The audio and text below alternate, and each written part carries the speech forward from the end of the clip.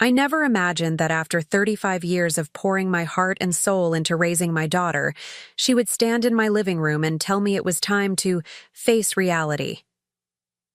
My name is Eleanor Bennett, and at 63, I was suddenly too frail and at risk, living in my own home, according to my daughter Vanessa. What she didn't know was that while she was planning my quiet disposal into a retirement community, I was sitting on a fortune that would change both our lives forever. Before we jump back in, tell us where you're tuning in from, and if this story touches you, make sure you're subscribed, because tomorrow, I've saved something extra special for you. I still remember the day I brought Vanessa home from the Chi hospital.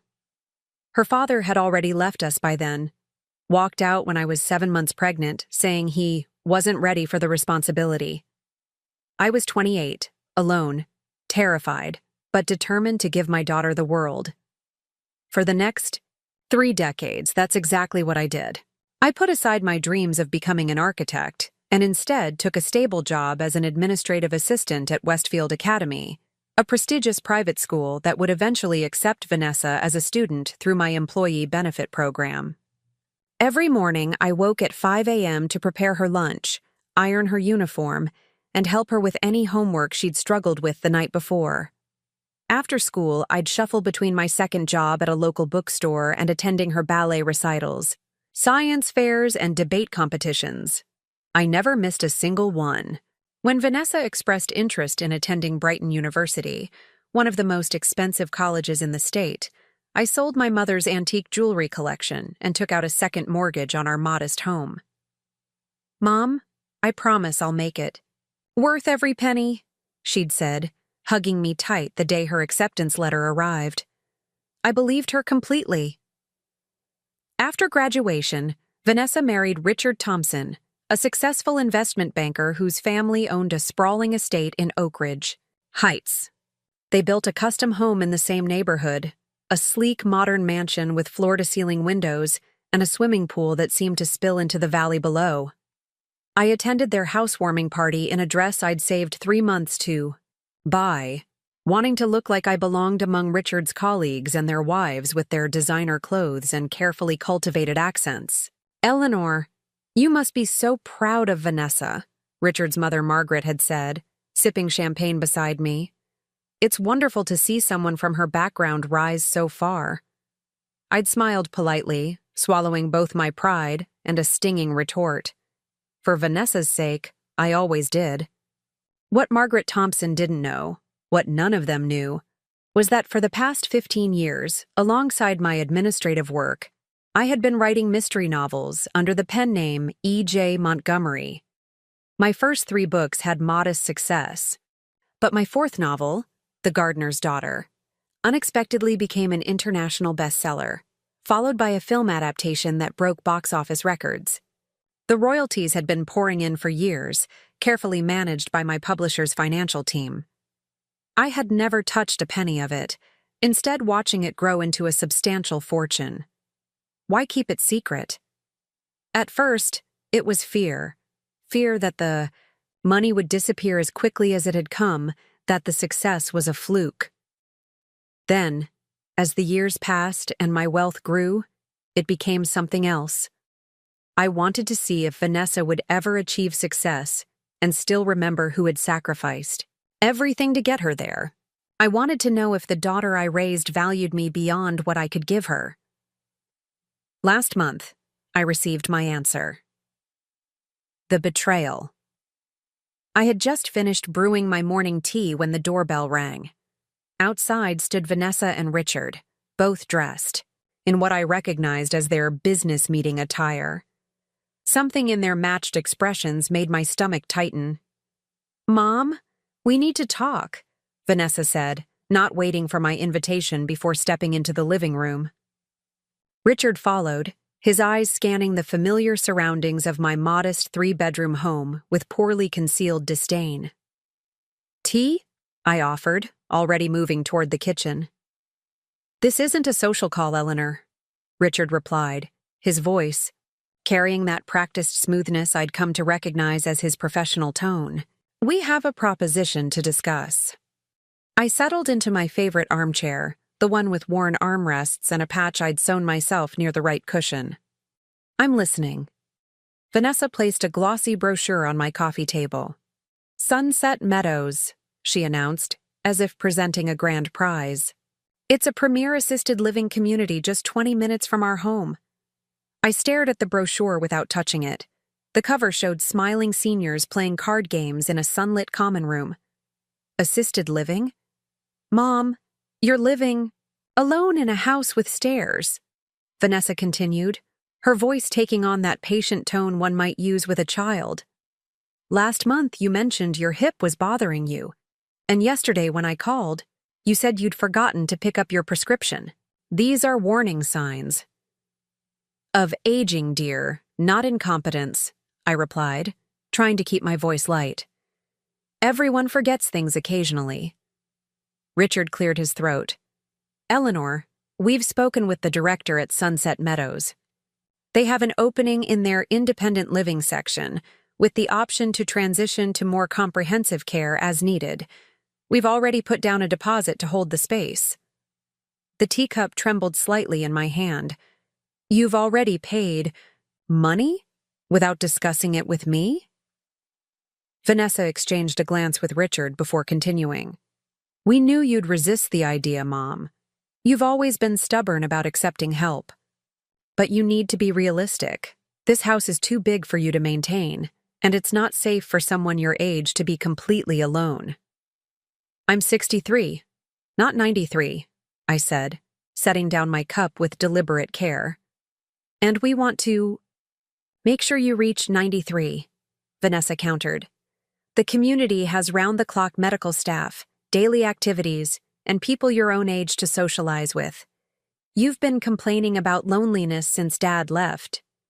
Your father abandoned us 35 years ago, I interrupted, feeling heat rise to my face. I've never once complained about loneliness. Richard stepped in, his voice taking on that infuriatingly reasonable tone.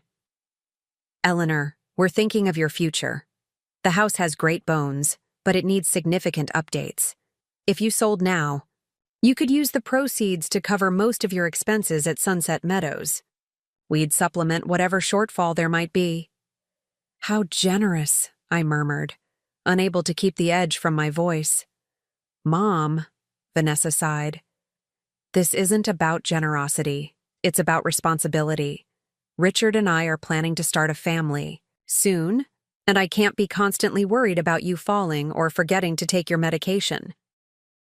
My eyes snapped to hers. Is that what this is about? Getting me settled somewhere so I won't be a burden when you have children? Don't be dramatic, Vanessa said, her patience clearly fraying. This is about making sure you're safe and well cared for. You always taught me to plan ahead. And what about my garden? My writing group? My volunteer work at the library? I asked, gesturing toward the window where my prized roses were in full bloom. My entire life is here. Richard's smile tightened. Sunset Meadows has gardening clubs, book clubs, and plenty of volunteer opportunities. You'll build a new life there, Eleanor. A more appropriate one for this stage. I felt something cold settle in my chest. And if I say no? Vanessa exhaled, sharply. Then you're being selfish and short-sighted. We've already done all the research and planning. The smart choice is obvious. I see, I said quietly. And when would I be expected to make this move? Richard glanced at his watch, a gesture I'd seen him make countless times when he was ready to conclude a meeting. They can hold the unit for 30 days. We've scheduled a tour for next Tuesday at 10 a.m. We'll pick you up. What about my house? I asked. We know a fantastic realtor, Vanessa replied, already pulling out her phone.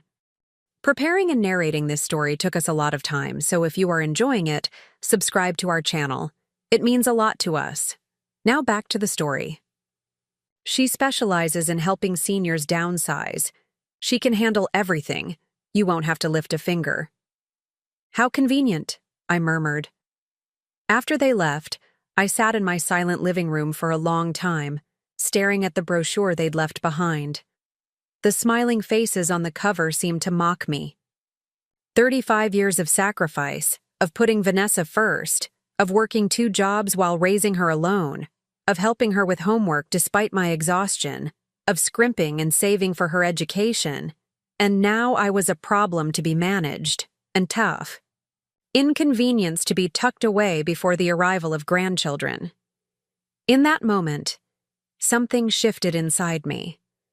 The woman who had always prioritized her daughter's happiness above her own faded away, replaced by someone new, someone who remembered the fortune sitting untouched in her name and the power it could wield. I reached for my phone and made 2 calls. The first was to my publisher's financial advisor. The second was to a luxury real estate agent. It was time for Eleanor Bennett to stop being invisible.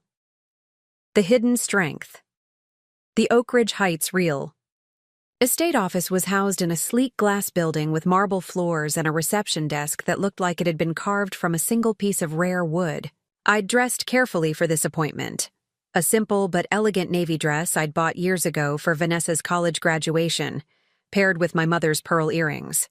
I wasn't wearing designer labels, but I carried myself with the quiet confidence of someone who knew exactly what she was worth. Ms. Bennett? A tall woman with an impeccable bob and a cream-colored suit approached, hand extended. I'm Diana Maxwell. It's a pleasure to meet you. Please, follow me to my office. Diana's office featured floor-to-ceiling windows overlooking the manicured gardens of Oak Ridge Heights. She gestured for me to take a seat in one of the leather chairs facing her glass desk. So, she began, folding her hands. You mentioned on the phone that you're interested in properties in this neighborhood. Oak Ridge is our most exclusive enclave, with homes typically starting at $3 million. What price range were you considering? I smiled. I'm particularly interested in 47 Hillcrest Drive. Diana's perfectly shaped eyebrows rose slightly. The Palmer Estate? That's one of our premier listings at $7.5 million. It just came on the market last week. She paused, studying me with new interest. If you don't mind my asking, are you working with a financial advisor on this purchase? I have my own team, I replied simply, opening my handbag and removing a letter. This is from my bank, confirming my financing approval. Diana scanned the document, her professional composure momentarily slipping as she registered the numbers. This is very comprehensive, she managed finally. May I ask what line of work you're in, Ms. Bennett? I'm a writer, I said. And please call me Eleanor. A writer, she repeated, clearly trying to reconcile my modest appearance with the financial statement before her. Well, Eleanor, given your position, I'd be delighted to arrange a private viewing of 47 Hillcrest. It's an extraordinary property. 6 bedrooms, 8 bathrooms, a home theater, wine cellar, and an infinity pool with views of the entire valley. The grounds are particularly spectacular, with mature landscaping and a rose garden that's been featured in Architectural Digest. The rose garden is what caught my attention, I admitted. That and the location. The location is unparalleled, Diana agreed. Oak Ridge sits on the highest point in the county, and Hillcrest Drive occupies the premier ridge.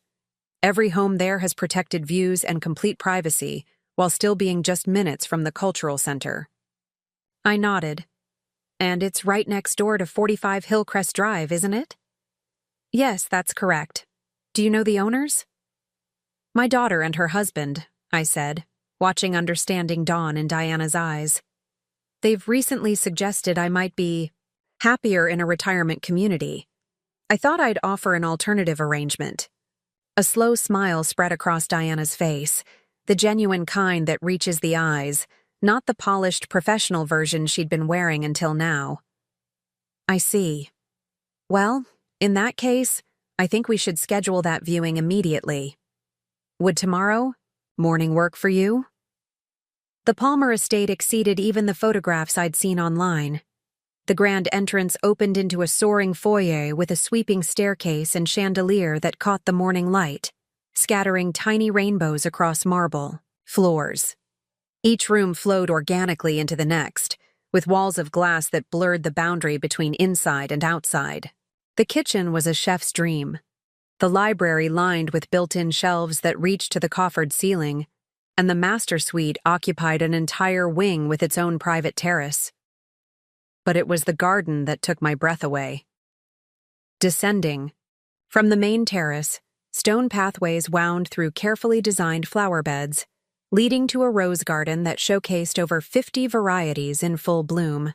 Beyond the roses, the infinity pool appeared to spill directly into the valley view, creating the illusion that one could swim right off the edge of the world.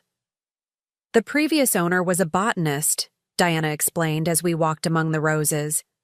She spent 20 years perfecting this garden. It's been designed so something is always blooming, regardless of the season. I bent to inhale the fragrance of a particularly beautiful peach-colored bloom. "It's perfect," I said softly, already imagining mornings spent here with a notebook and pen, afternoons deadheading spent flowers and pruning branches. "I'll take it." Diana blinked. "You don't want to see the wine cellar or the home theater?" "I've seen enough," I replied. "And I'd like to close as quickly as possible. Would an all-cash offer expedite things?" 2 days later, I signed the papers making me the new owner of 47 Hillcrest Drive. The following morning, I called Vanessa. "Mom, I can't talk right now," she answered, her voice harried. "I'm in the middle of a meeting. Can I call you back this afternoon?" "Actually, dear, I was hoping you and Richard could join me for dinner tonight," I said. "I've made a decision about Sunset Meadows and I'd like to discuss it in person." There was a pause. "Oh, well, that's great, Mom. We have plans with the Andersons tonight, but I think we can reschedule. This is more important. Should we pick you up around 6? "No need," I replied. "I'll text you the address. 7 o'clock would be better for me." "An address? Are we meeting at a restaurant?" "You'll see," I said. "Dress nicely." At precisely 7:05 that evening, a sleek black Tesla pulled into the circular driveway of 47 Hillcrest Drive. I watched from the main terrace as Vanessa and Richard emerged, both looking confused as they took in the magnificent facade of the mansion. Vanessa checked her phone, presumably confirming the address I'd sent, while Richard straightened his tie and glanced around as if expecting to see other guests. I descended the grand staircase to the entryway, taking a moment to appreciate the irony of the situation. After years of feeling small in Vanessa's world, I was about to reclaim my power in the most dramatic way possible. I opened the door before they could ring the bell. "Mom?" Vanessa's eyes widened as she took in my appearance. I'd bought a new wardrobe befitting my new home. Tonight, I wore a simple but exquisitely tailored black dress and heels. "What are you doing here? Whose house is this?" "Mine," I replied, stepping aside to let them enter. "Please, come in." Richard's mouth literally fell open as they stepped into the foyer, taking in the soaring ceilings, the gleaming marble, the museum-quality art on the walls. "Eleanor, I don't understand," he managed finally. "How is this possible?" "Why don't we discuss it over dinner?" I suggested, leading them through to the formal dining room, where I'd arranged for a private chef to prepare a meal worthy of the occasion. "I believe you had questions about my living arrangements." Throughout the 7-course meal, I watched as confusion gave way to shock on their faces. I explained about E.J. Montgomery, the best-selling novels, the film adaptations, and the fortune I'd accumulated over 15 years while living in my modest home and working my administrative job. "But why didn't you tell us?" Vanessa demanded, her voice caught between hurt and indignation. "All these years, you let us think you were struggling. You let us worry about how you'd manage in retirement." "Did you worry?" I asked mildly. "Or did you simply find my potential dependence inconvenient?" Richard cleared his throat uncomfortably. "Eleanor, I think there's been a misunderstanding. We were only thinking of your well-being when we suggested Sunset Meadows." "Were you?" I took a sip of wine, savoring its complex notes. when you decided my home of 30 years should be sold, when you made plans for my future without consulting me, when you dismissed my concerns about leaving my garden and my community. Was that truly about my well-being, or about ensuring I wouldn't complicate your lives? That's not fair, Vanessa protested, though her eyes couldn't quite meet mine. We were worried about you living alone. Well, you'll be relieved to know I'm not alone anymore, I replied. I've hired a staff, a housekeeper, a gardener, a personal chef, and an assistant. And should I ever need medical attention, I've arranged for private healthcare providers who can come directly to me. Richard leaned forward, his financial advisor instincts clearly engaged. Eleanor, while this is all incredibly surprising, I have to ask, is this financially sustainable? Real estate at this level comes with substantial ongoing costs. I smiled. My most recent royalty statement is on the side table, if you'd care to take a look. My financial team assures me I could buy 3 more houses like this one and still have plenty for a comfortable retirement. The remainder of the evening passed in a blur of awkward conversation and poorly concealed shock. As they prepared to leave, Vanessa finally asked the question I'd been waiting for. But why here, Mom? Why right next door to us? I walked them to the door, pausing in the grand foyer.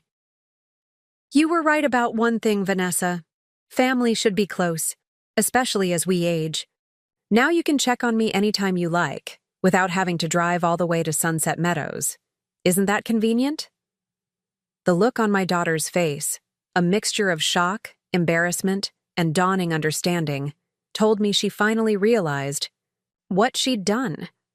She had tried to diminish me, to fit me into a neat, manageable box labeled elderly mother, and in response, I had revealed my true self in the most unmistakable way possible. As they stepped outside, I added one final thought. Oh, and I've scheduled a housewarming party for next Saturday evening. I've invited the entire neighborhood, including the Thompsons and the Andersons. I do hope you'll attend. It would be awkward to explain your absence, living right next door and all. I closed the door on their stunned faces and walked through my new home, feeling truly powerful for the first time in decades. The game had changed, and I was finally making the rules. The confrontation. The following week brought a parade of unexpected visitors to my new home. First came the florists, delivering elaborate arrangements with cards expressing the neighborhood's excitement about meeting the mysterious author who had moved in next door. Then came Margaret Thompson, Richard's mother, her curiosity evidently overcoming her usual aloofness. Eleanor, she gushed, air-kissing both my cheeks in the foyer. What an extraordinary surprise! Richard and Vanessa mentioned you'd moved in, but they didn't say a word about all this. Her eyes swept over the marble floors, the crystal, chandelier, the tasteful art collection I'd begun assembling. It was a recent development, I replied, leading her into the main sitting room. Tea? How lovely, she murmured, settling onto a velvet sofa as a uniformed maid appeared with a silver tea service. I must confess, we've all been wondering about the identity of E.J. Montgomery for years. Such gripping stories, such psychological insight. And to think, you were right under our noses the entire time. Under your noses, I echoed with a smile. What an apt description. Margaret had the grace to look momentarily discomfited. Well, yes. I suppose we never really... That is to say, one makes assumptions, doesn't one? Based on appearances. Indeed one does, I agreed pleasantly. More tea? By the time Saturday arrived, word had spread throughout Oak Ridge Heights about the famous author who had secretly been the mother of Vanessa Thompson all along. My housewarming party was the most anticipated event of the season, with acceptances flooding in from people who had previously looked through me at Vanessa's gatherings. I arranged for caterers, hired a string quartet, and transformed the garden, into an enchanted evening landscape with thousands of tiny lights woven through the trees and floating candles in the reflecting pool. I wore a deep green gown that brought out the color of my eyes and swept my silver-streaked hair into an elegant chignon. Vanessa and Richard arrived precisely at 7, both looking tense despite their formal attire. "Mom," Vanessa said, kissing my cheek stiffly, "everything looks beautiful." "Thank you, dear," I replied. "You both remember Diana Maxwell, don't you? My real estate agent?" Diana, resplendent in a red dress, extended her hand to Richard. "Mr. Thompson, how lovely to see you again. Eleanor is such a delightful client, so decisive." She knew exactly what she wanted and wasted no time securing it. Richard's smile tightened. "Yes, my mother-in-law is full of surprises these days." As more guests arrived, I circulated through my new home, accepting congratulations and fielding questions about my next book. I caught glimpses of Vanessa throughout the evening, her expression growing increasingly strained as she watched her mother, the woman she had tried to relegate to a retirement home, being celebrated as a literary genius and the neighborhood's most intriguing new resident. Near midnight, as the party was winding down, I found Vanessa alone on the terrace, staring out at the valley lights. "Are you enjoying yourself?" I asked, joining her at the balustrade.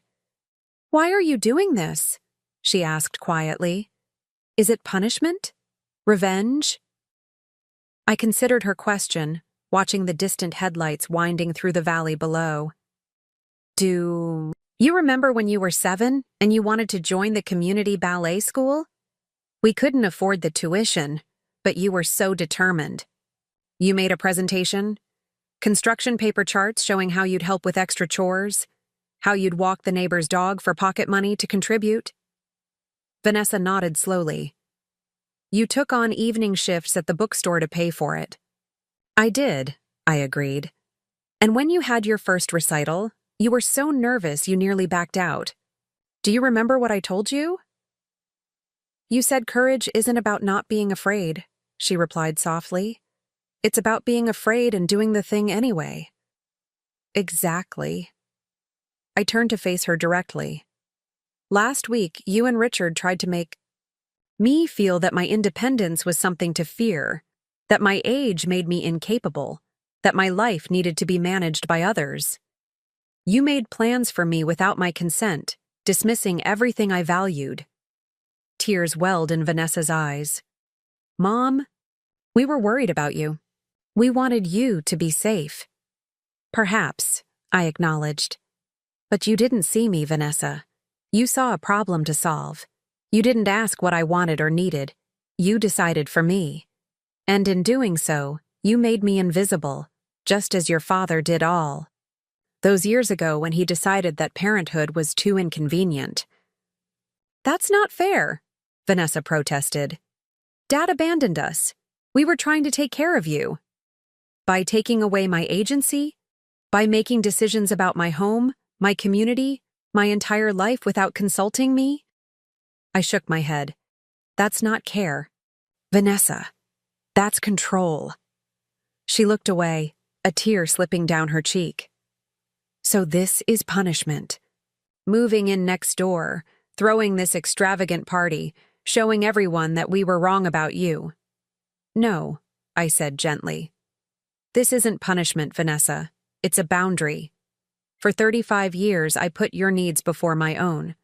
I let you define me as simply your mother with no identity beyond that role. When you tried to put me away in Sunset Meadows, you were continuing that pattern, defining me by your convenience, not my personhood." I gestured toward the magnificent home behind us.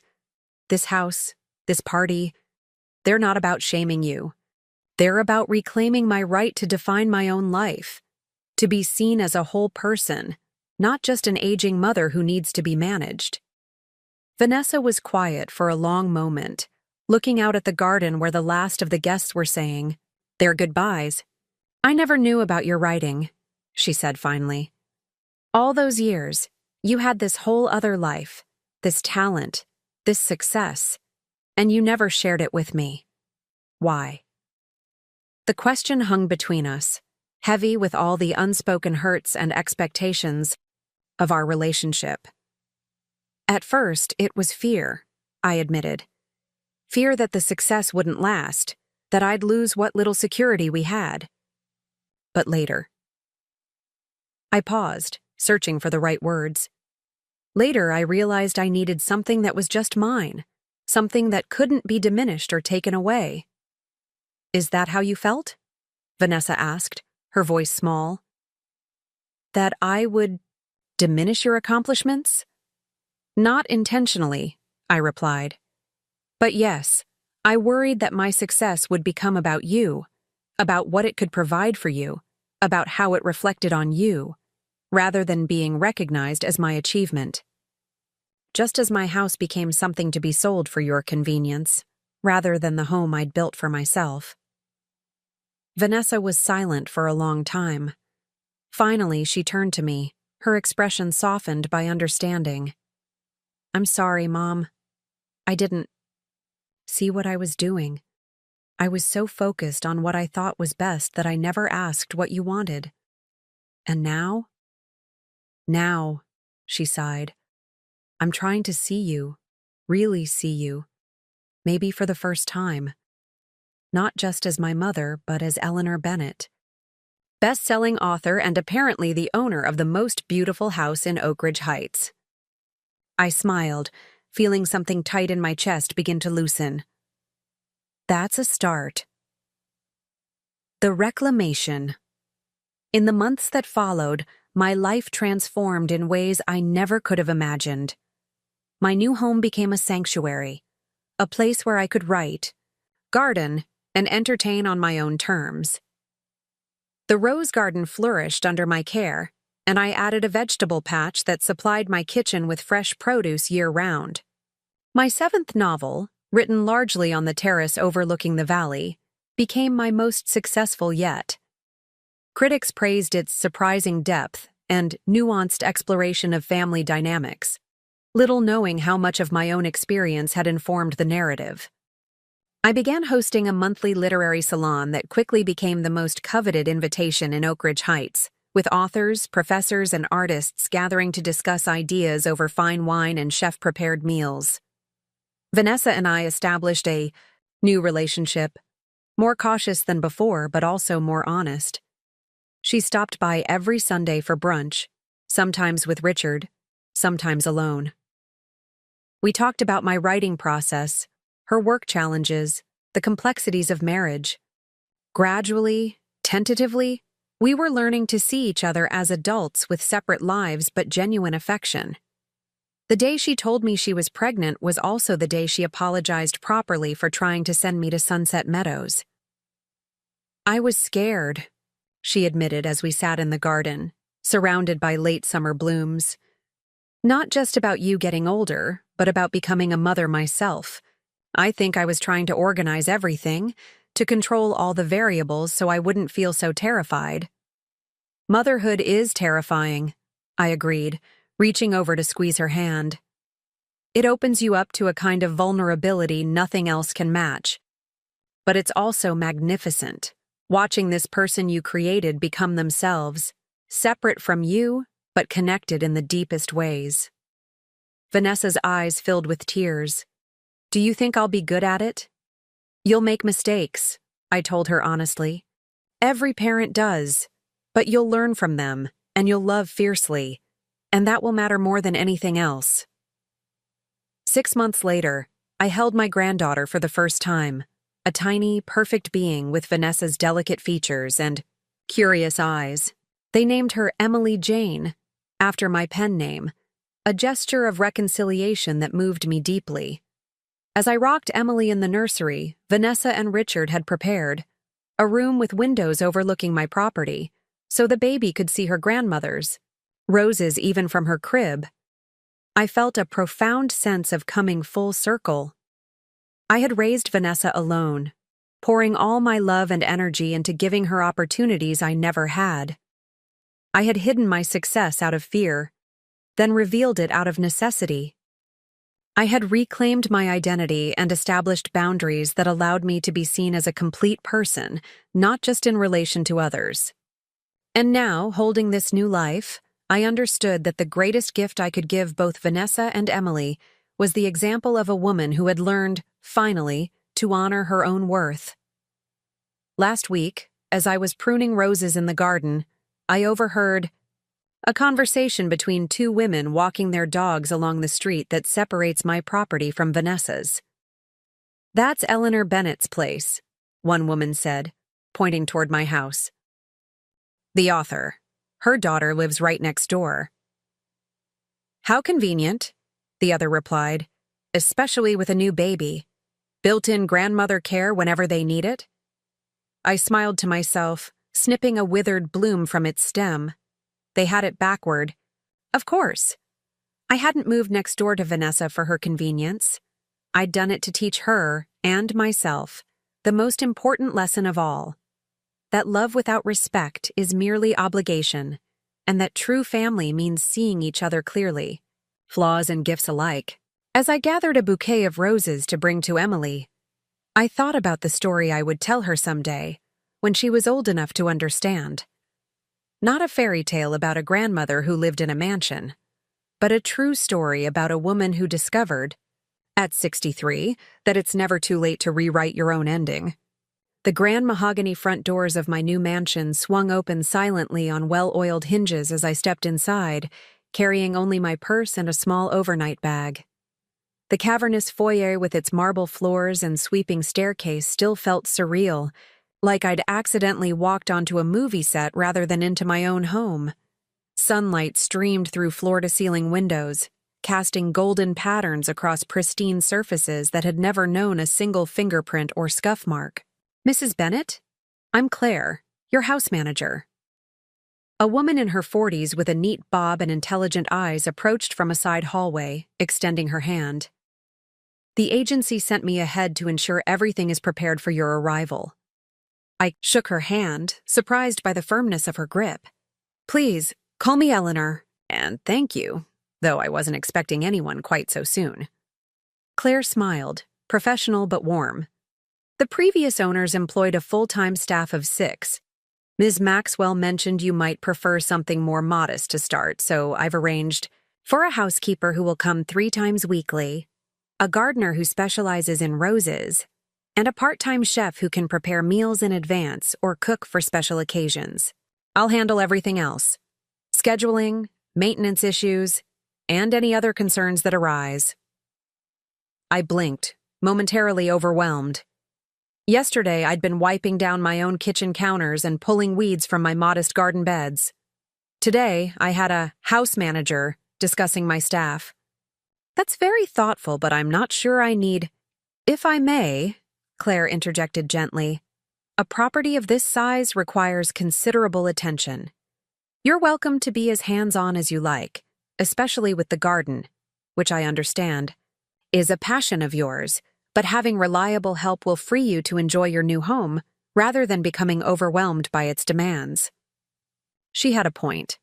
The Palmer estate sprawled across 3 acres, with the main house alone spanning over 12,000 square feet. Even dusting would be a monumental task, let alone maintaining the elaborate gardens and swimming pool. "You're right. Of course," I conceded. "I'm just not accustomed to all this." Claire's expression softened with understanding. "Few people are, initially. Shall I show you around? The movers called to say they're about an hour away with your personal belongings." For the next 45 minutes, Claire guided me through what felt like a small kingdom.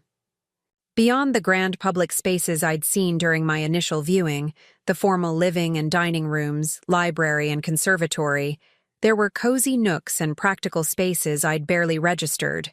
A morning room that caught the early light, a fully equipped catering kitchen behind the main one, a temperature-controlled wine cellar with empty racks awaiting bottles I'd never collected, and a home theater with plush seating for 20. The previous owner was quite the entertainer, Claire explained as we passed through a game room complete with billiards table and fully stocked bar. The Palmer family hosted legendary parties here for decades. I'm more of a quiet evening. With a good book person myself, I admitted. Claire nodded knowingly. The library is exceptional. And the third-floor study has the best views in the house, perfect for writing. I looked at her sharply. How did you know I write? A faint smile touched her lips. Ms. Maxwell mentioned your E.J. Montgomery. My mother has read every one of your books twice. She'll be beside herself when she learns I'm working for you. The name still felt strange attached to me in conversation, like an ill-fitting coat someone had draped over my shoulders. For 15 years, E.J. Montgomery had existed as my secret self, the part of me that created worlds and characters far removed from my modest reality. Now that identity was merging with Eleanor Bennett, administrative assistant and single mother, creating someone new I was still getting to know. Please don't tell anyone just yet, I said. I'm still adjusting to being public. Of course. Claire agreed immediately. Your privacy is my highest priority. We continued upstairs to the bedroom suites. The master occupied the entire east wing of the second floor, with a sitting area, massive walk-in closets, and a bathroom that rivaled luxury spas I'd only seen in magazines. 3 guest suites filled the remainder of the floor, each with its own bathroom and distinctive design scheme. And upstairs? I asked, glancing toward the third floor. Home office, media room, and 2 more bedrooms, Claire replied. Would you like to see them now, or shall we continue to the grounds? Before I could answer, my phone chimed with a text message. I glanced down at the screen and felt my stomach tighten. Vanessa. Mom, went by your house but you weren't there. The neighbor said you left with suitcases this morning. Is everything okay? You haven't forgotten about our appointment at Sunset Meadows tomorrow, have you? I stared at the message, a complex mix of emotions rising in my chest. My daughter still had no idea I'd purchased a $7 million mansion next door to hers, or that I had precisely zero intention of touring Sunset Meadows tomorrow or any other day. Part of me wanted to text back immediately with a photo of my new marble foyer, but wisdom prevailed. This revelation deserved a more personal touch. Claire, I think I'd like to see the grounds now, I said, slipping my phone back into my pocket. Particularly the rose garden. The gardens exceeded even my initial impression. Stone pathways wound through meticulously planned beds, featuring everything from ancient oak trees to delicate Japanese maples, creating distinct rooms, separated by hedges or architectural features. A charming gazebo overlooked a koi pond where orange and white fish flashed beneath lily pads. A kitchen garden contained raised beds of herbs and vegetables, and a small orchard promised apples, peaches, and cherries in season. But it was the rose garden that truly took my breath away. Centered around a limestone fountain depicting water nymphs in eternal dance, concentric circles of rose beds displayed every variety imaginable. Climbers scaling decorative trellises, floribundas creating masses of color, hybrid teas standing proud on single stems, and old garden roses with their intoxicating fragrances. Even now, in late summer, many were still blooming gloriously. The previous owner documented every variety, Claire said, handing me a leather-bound notebook she'd somehow produced. Complete with care instructions. I opened the book reverently, finding meticulously labeled sketches of the garden layout with each rose identified by both common and Latin names. Handwritten notes detailed pruning schedules, fertilizer preferences, and observations about performance through different seasons. This is extraordinary, I murmured, running my fingers over the carefully penned pages. A lifetime of knowledge. Mrs. Palmer was in her 80s when she passed, Claire confirmed. She worked in this garden every day until the end. Her daughter said it's what kept her young. I looked up sharply. Her daughter sold the property? Claire nodded. Mrs. Palmer left it to her only child, but Eliza lives in Europe and couldn't bear the thought of the house sitting empty.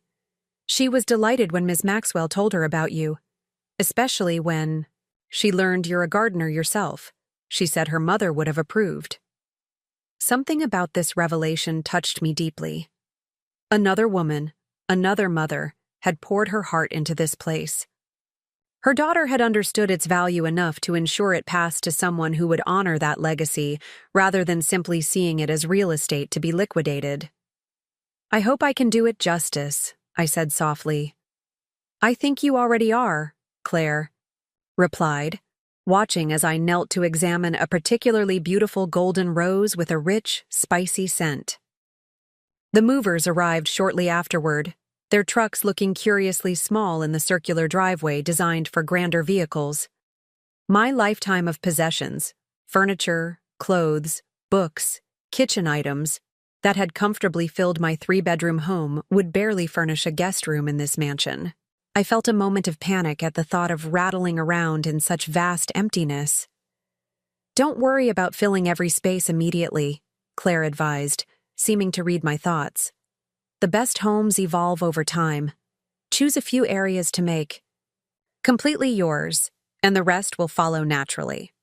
I decided to focus on the master suite, my future writing study, and the kitchen, the spaces where I'd spend most of my time. The movers placed my familiar bedroom furniture in the vast master, where my queen bed looked almost childlike against the soaring tray ceiling. My modest desk found a home in the 3rd-floor study with its panoramic views, and my beloved collection of copper cookware hung proudly in the chef's kitchen, gleaming in the afternoon light. By early evening, the movers had departed, leaving Claire and me alone in the house that was now, improbably, mine. She'd ordered dinner from a local restaurant. Nothing too fancy, just comfort food served on the kitchen island rather than in the formal dining room. "Will you be all right here tonight?" she asked as she prepared to leave. "It can take time to adjust to the sounds of a new house, especially one this size." "I'll be fine," I assured her, though part of me wondered if I'd sleep at all in this strange new environment. "I've lived alone for a long time," Claire nodded, collecting her things. "I've programmed my number into your phone as well as the security system. Don't hesitate to call for any reason, no matter how small." After she left, I wandered through the silent rooms, trailing my fingers along unfamiliar surfaces, trying to absorb the reality of my new circumstances. In the library, I found myself standing before shelves that had been emptied of the previous owner's books, waiting for mine to fill the spaces. I made a mental note to ask Claire about finding a good bookshop tomorrow. In the master bathroom, I ran a bath in the enormous soaking tub, adding scented oil I found in a basket of luxury products Claire had thoughtfully arranged. As I sank into the steaming water, I closed my eyes and tried to process the whirlwind of the past week. 7 days ago, I'd been Eleanor Bennett, administrative assistant at Westfield Academy, widowed mother of 1, living quietly in the same modest home I'd owned for decades. Today, I was Eleanor Bennett, secret millionaire author, owner of one of the most prestigious properties in Oak Ridge Heights, with a house manager and staff at my disposal. And tomorrow, I would reveal this transformation to my daughter, who believed I needed assistance managing my own medications and couldn't be trusted to live independently anymore. I slept surprisingly well in my familiar bed surrounded by unfamiliar grandeur. Morning light filtered through sheer curtains, casting a golden glow across polished wood floors as I padded to the kitchen in search of coffee. To my surprise, I found a freshly brewed pot waiting, along with a basket of still-warm pastries and a note from Claire explaining she'd let herself in early to stock the refrigerator and pantry with essentials. After breakfast on the terrace overlooking the valley, a view I suspected I'd never tire of, I took my phone and composed a careful text to Vanessa. "I've had a change of plans regarding Sunset Meadows. Instead, I'd like you and Richard to join me for dinner tonight at 7 p.m. I have something important to discuss. I'll text you the address later." Her response came quickly. "Mom, we've already rescheduled with the Andersons for this. Please don't make this more difficult than it needs to be." I felt a flash of the old familiar guilt, the instinct to accommodate to avoid inconveniencing my daughter, followed immediately by a new, steelier resolve. This is non-negotiable, Vanessa. I'll see you at 7. Then I silenced my phone and headed to the garden, where I spent the morning getting acquainted with each rose variety, consulting Mrs. Palmer's meticulous notes, and making plans for fall. Pruning. By lunchtime, I had dirt under my fingernails and a deep sense of satisfaction I hadn't felt in years. Claire returned mid-afternoon, bringing with her a distinguished-looking man in his 60s. "Eleanor, this is Marcus Bellamy," she introduced.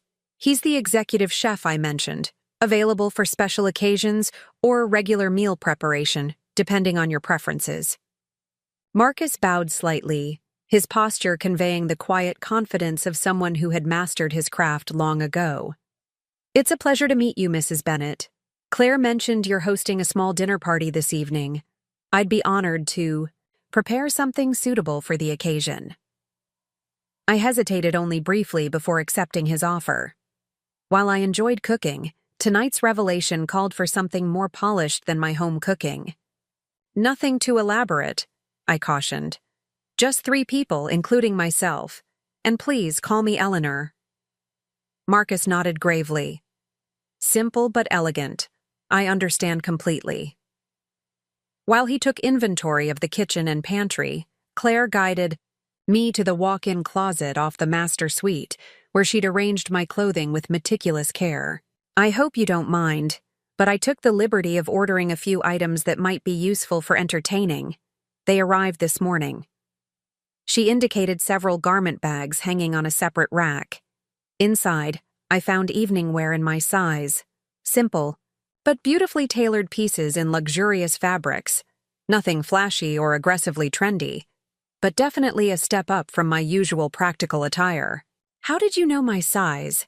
I asked, fingering the sleeve of a midnight blue dress that appealed to me immediately. Claire smiled enigmatically.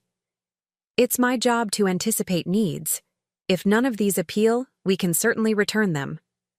"No, they're lovely," I assured her, already planning to wear the blue dress tonight. "Thank you for your thoughtfulness." At 6:30, I stood in the grand foyer, nervously smoothing the silk of my new dress and wondering if I'd made a terrible mistake. The house smelled divine. Marcus had prepared what he called a seasonal tasting menu highlighting late summer's bounty, and Claire had arranged fresh flowers from the garden throughout the main rooms. Everything was perfect, and yet I couldn't shake the feeling that I was playing a role in someone else's life. "Stop it," I told myself firmly. "This is your life now. You've earned it." At precisely 7 o'clock, the doorbell chimed. I took a deep breath, squared my shoulders, and opened the door to find Vanessa and Richard on the doorstep, both dressed formally and looking utterly confused. "Mom?" Vanessa's eyes widened as she took in both my appearance and the magnificent entrance behind me. "What are you doing here? Whose house is this?" "Mine," I replied simply, stepping aside to let them enter. "Please come in." Their shock was almost comical as they stepped into the foyer, heads tilting back to take in the soaring ceiling and crystal chandelier. Richard's mouth literally fell open as he turned in a slow circle, absorbing the museum-quality art and antique furnishings that had come with the house. "I don't understand," Vanessa managed finally. "How is this possible?" "Let's discuss it over dinner," I suggested, leading them through to the formal dining room, where Marcus had set a table that would have been at home in a 5-star restaurant. "I believe you had questions about my living arrangements." Throughout the exquisite meal that followed, I watched confusion, shock, and finally understanding dawn on their faces as I explained about E.J. Montgomery, the novels, the film adaptations, and the fortune I'd accumulated over 15 years. "But why didn't you tell us?" Vanessa demanded, her voice caught between hurt and indignation. "All these years, you let us think you were struggling." "Did I?" I asked mildly. "Or did you simply assume I was struggling because it fit your perception of me?" Richard cleared his throat, setting down his fork. "Eleanor, I think there's been a misunderstanding. We were only thinking of your well-being when we suggested Sunset Meadows. Were you? I took a sip of the excellent wine Marcus had selected.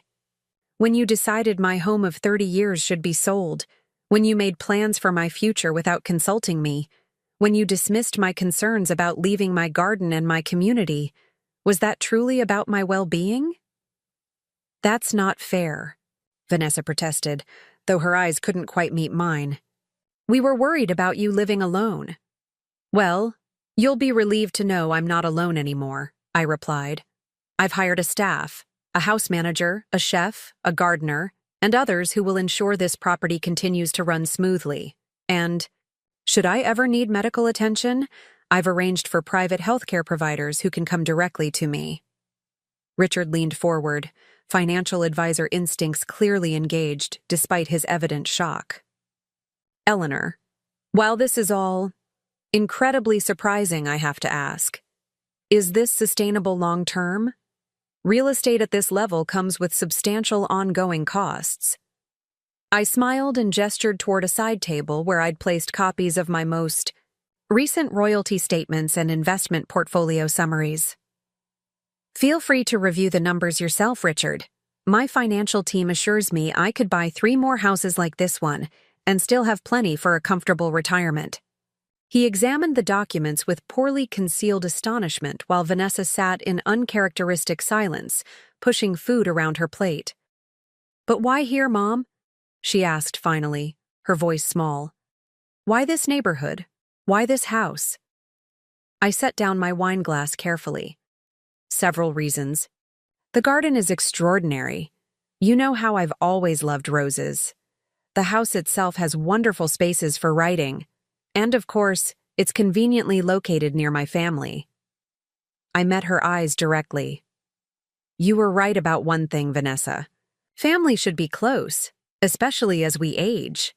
Now you can check on me anytime you like, without having to drive all the way to Sunset Meadows.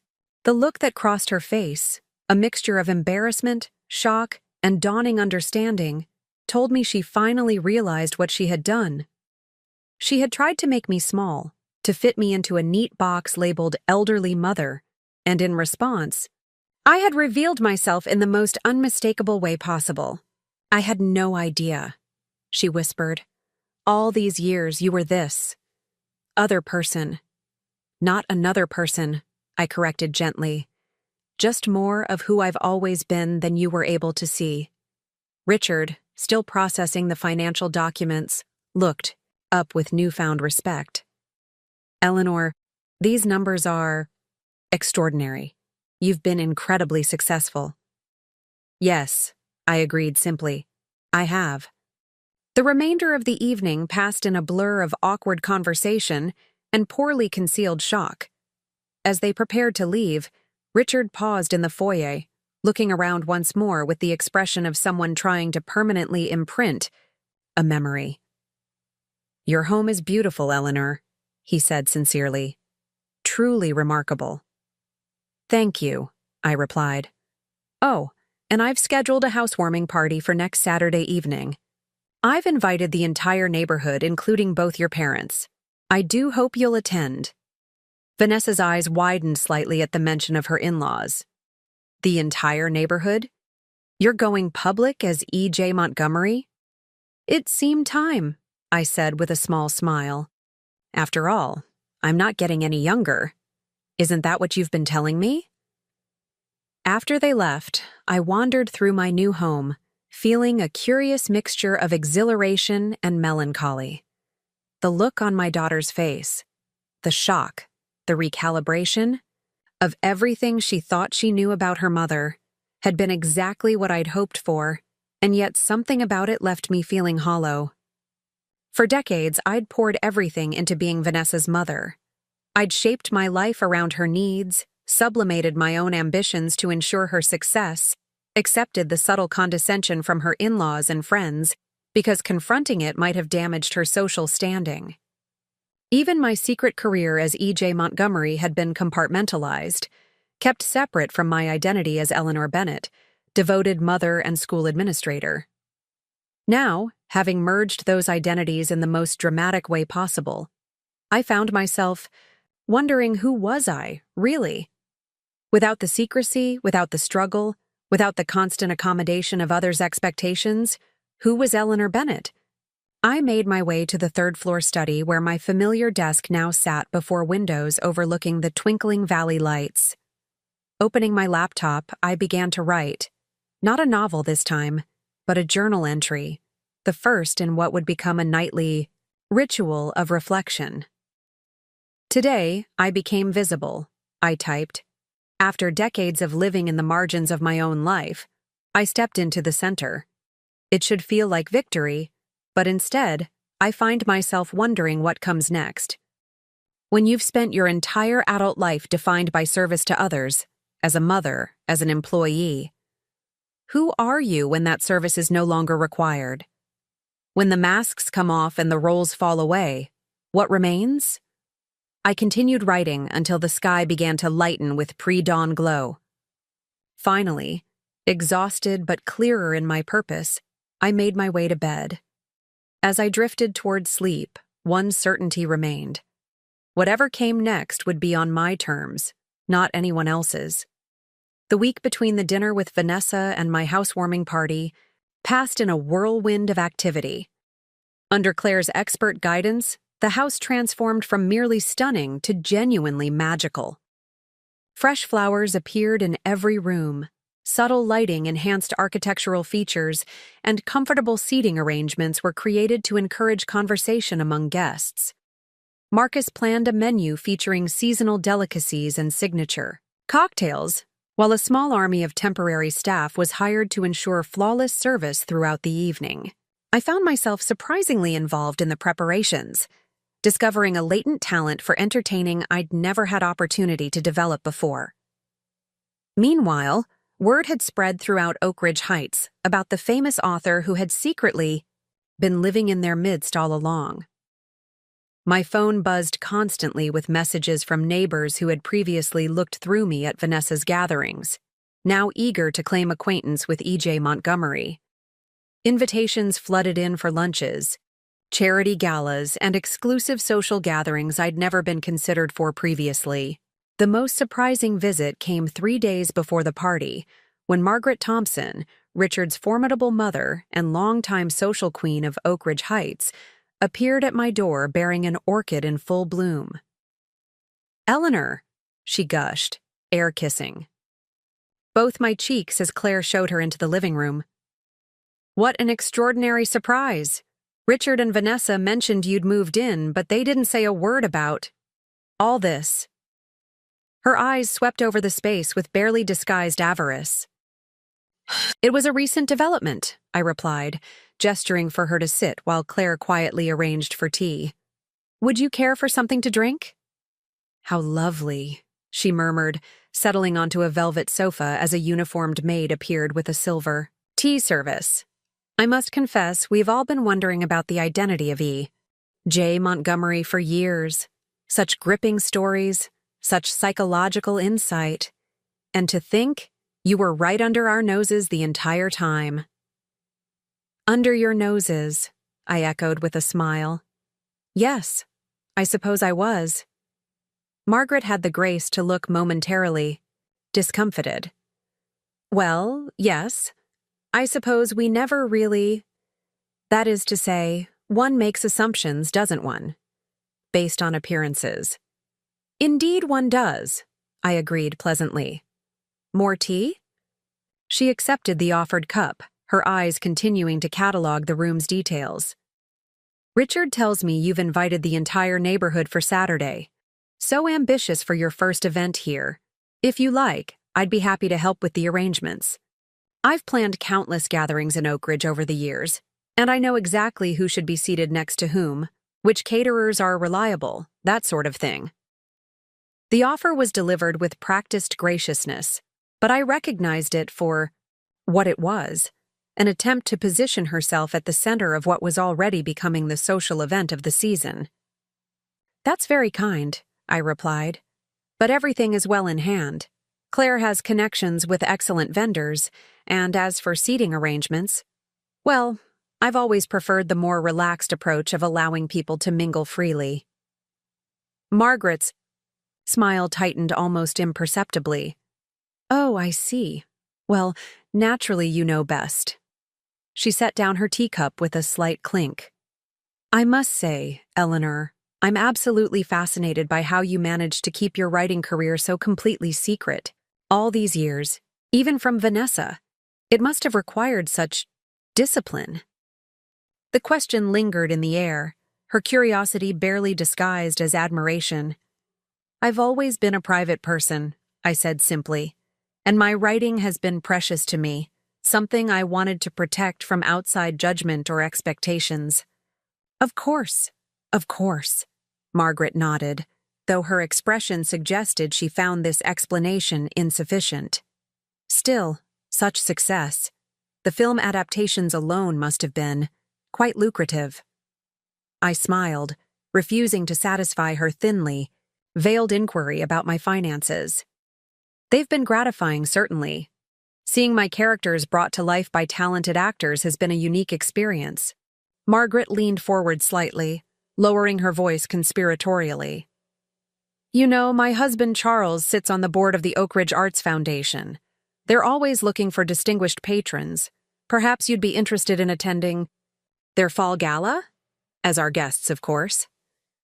And there it was, the real purpose of her visit. I was no longer Vanessa's embarrassingly ordinary mother, but a potential social asset, a celebrity whose presence could enhance the Thompsons' standing in the community. How thoughtful, I replied noncommittally. I'll consider it. By the time Margaret left, I had fielded a dozen similar veiled invitations and politely deflected every attempt to extract details about my financial situation. The visit left me with a curious sense of vindication tinged with sadness. For years, this woman had treated me with thinly veiled condescension, making me feel small and insignificant in my daughter's world. Now she was practically courting my favor. Not because she'd discovered my character or intelligence, but because I'd revealed my success. The irony wasn't lost on me. I was still the same person I had always been. Only the packaging had changed. Saturday evening arrived with perfect weather, warm enough for guests to spill onto the terraces and gardens, yet cool enough for comfort. At Claire's suggestion, I had hired a string quartet to play in the conservatory, their music drifting through the open doors like a gentle breeze. Hundreds of candles illuminated the gardens, transforming the already beautiful landscape into something truly enchanted. I chose a simple emerald gown that Claire had selected, its elegance understated but unmistakable. As I fastened my mother's pearls around my neck, the only valuable jewelry I owned, I studied my reflection in the mirror. The woman who gazed back at me seemed both familiar and strange.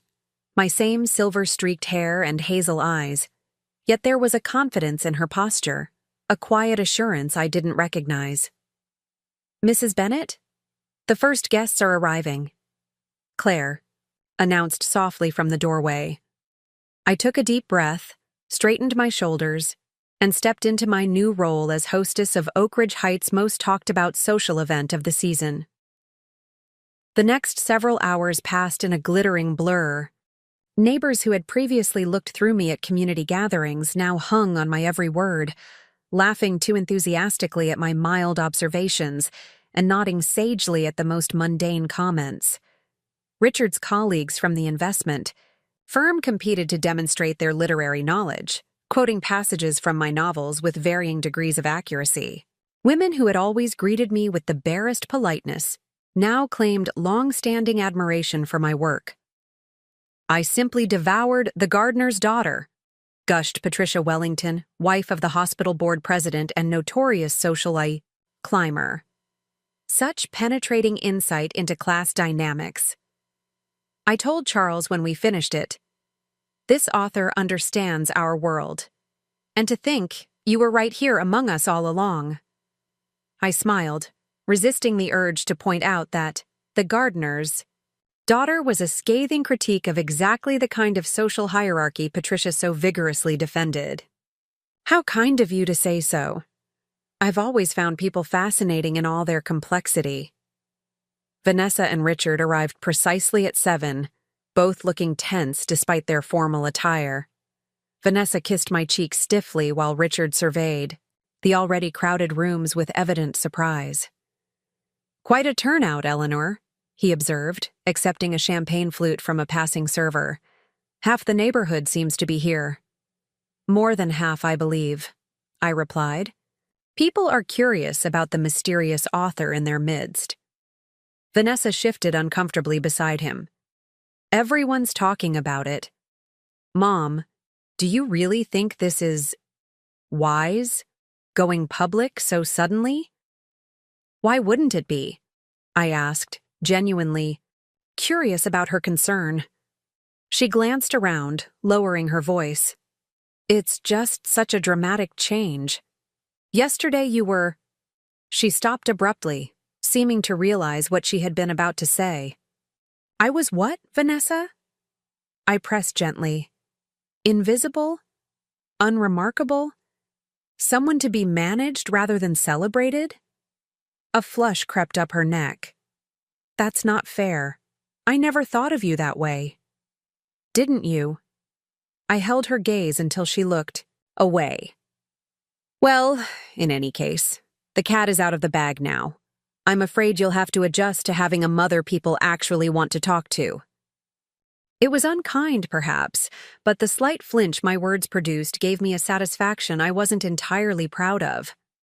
Before Vanessa could respond, we were interrupted by the arrival of Margaret and Charles Thompson, both dressed with studied elegance. "Eleanor, darling," Margaret exclaimed, embracing me with practiced warmth. "What a magnificent evening you've created. Everyone is simply enchanted." She turned to Vanessa and Richard. "Isn't this extraordinary? Your mother has such natural flair for entertaining. It must be where you get it from, Vanessa dear." I caught the flash of irritation in my daughter's eyes.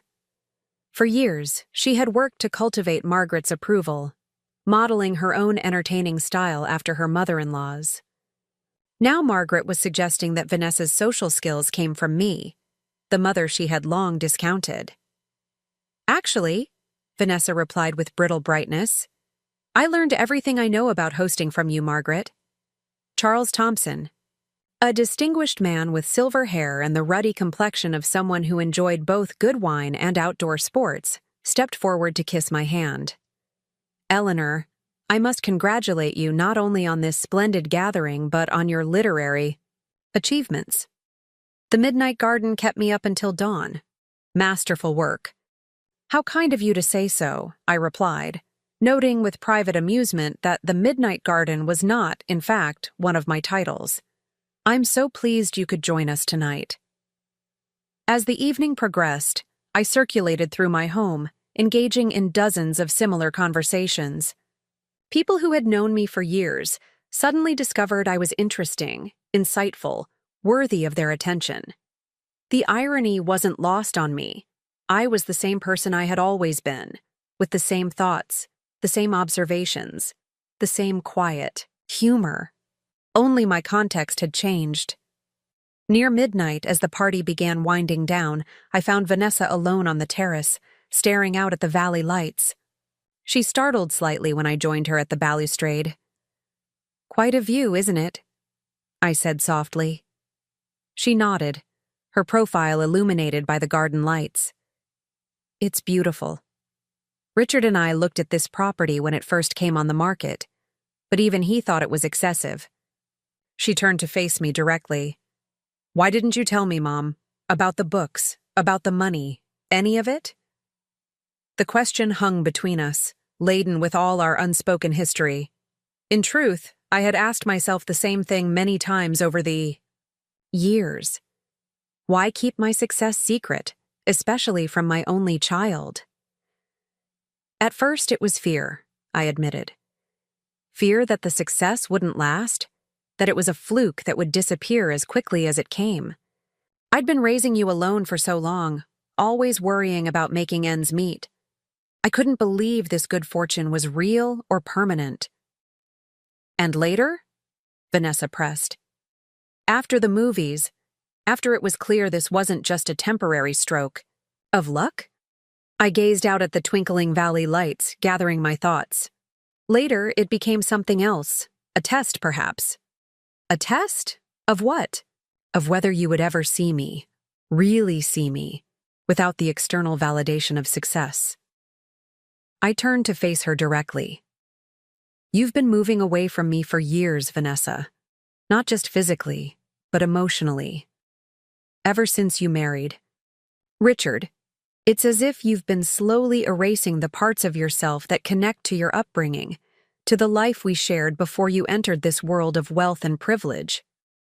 Tears welled in her eyes. That's not true. I've always loved you. Loved me, yes, but respected me? Valued my opinions, my insights, my company?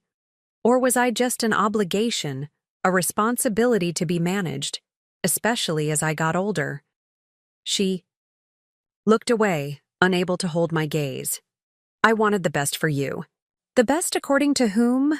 I asked gently. Did you ever actually ask what I wanted? What would make me happy? Or did you assume that because I was aging, because I lived simply, I needed you to make my decisions for me? A tear slipped down her cheek. I thought you needed me. The admission hung in the air between us, revealing a truth neither of us had fully acknowledged. Vanessa had built her identity around being needed, by her clients, by Richard, by her social circle, and yes, by me. My independence threatened that narrative.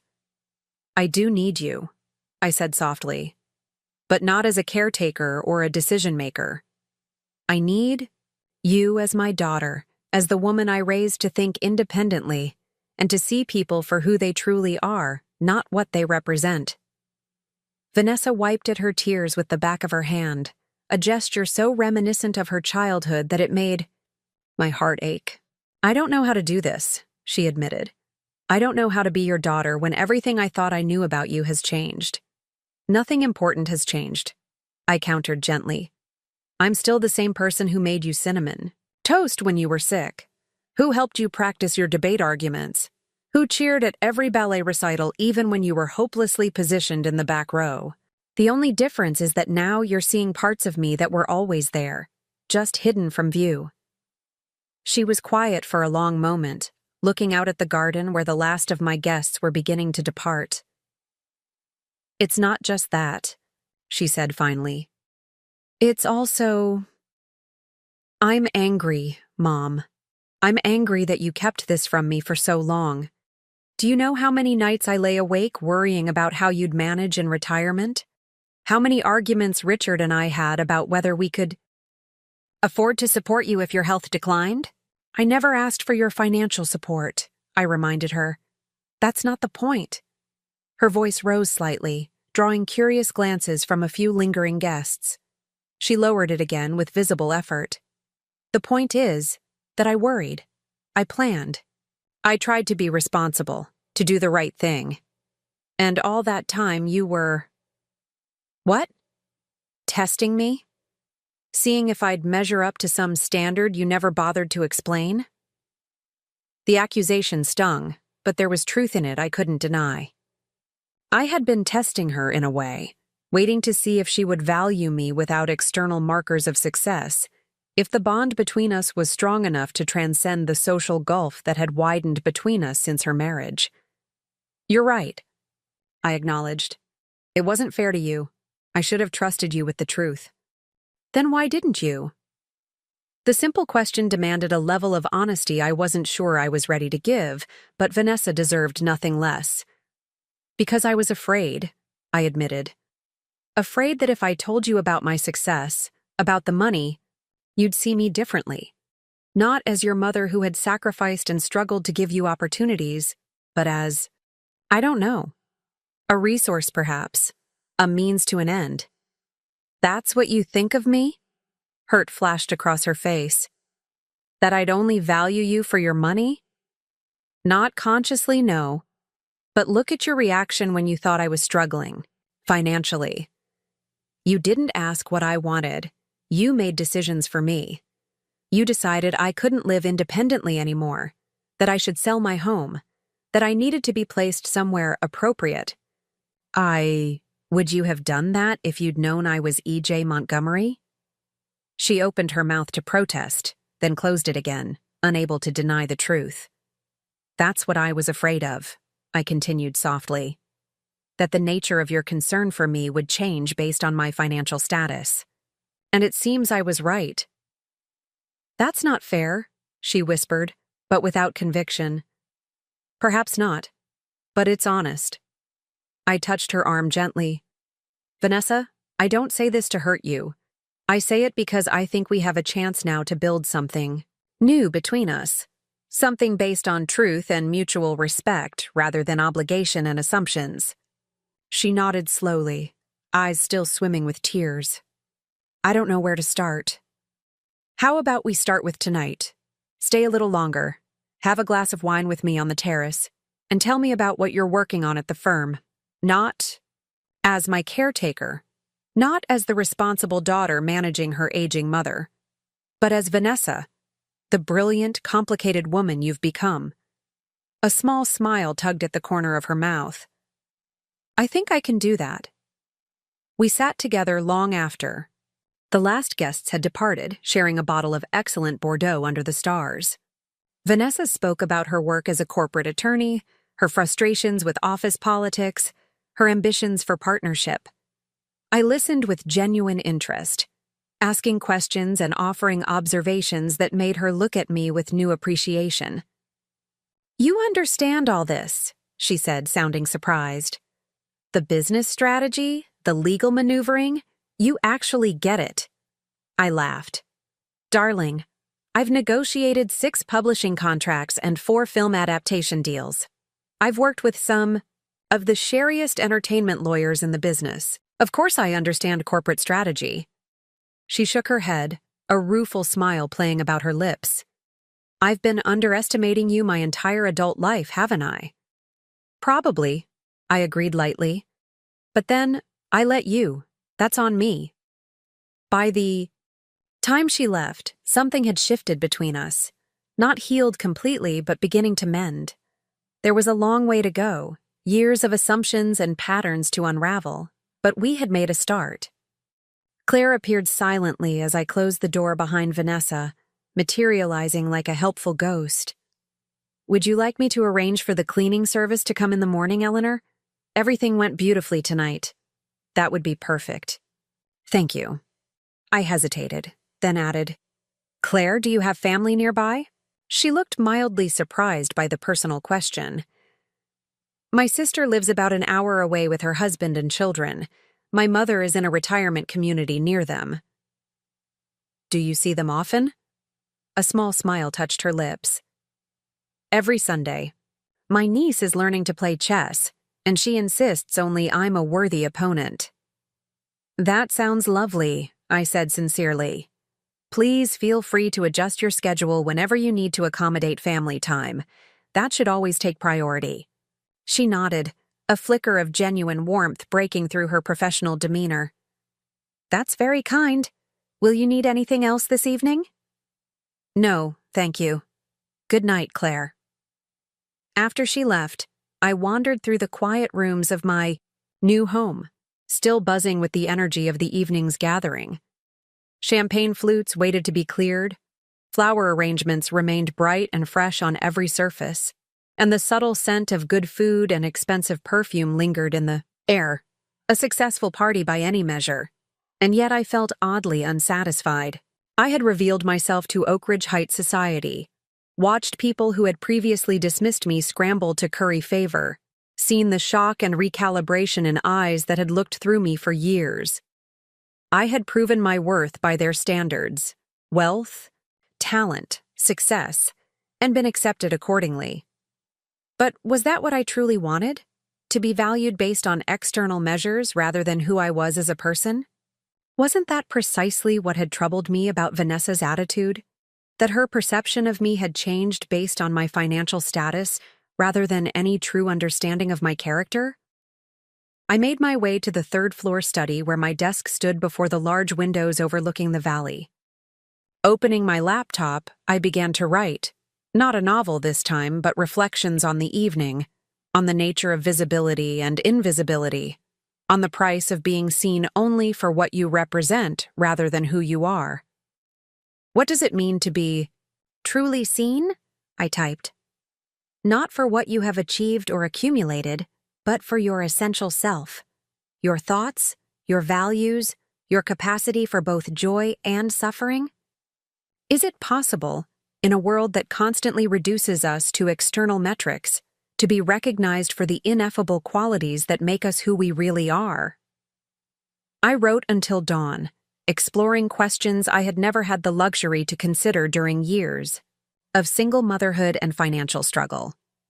When I finally crawled into bed as the first birds began to sing, I felt a curious sense of liberation, as if in exposing one part of myself to the world, I had freed another part to exist more authentically.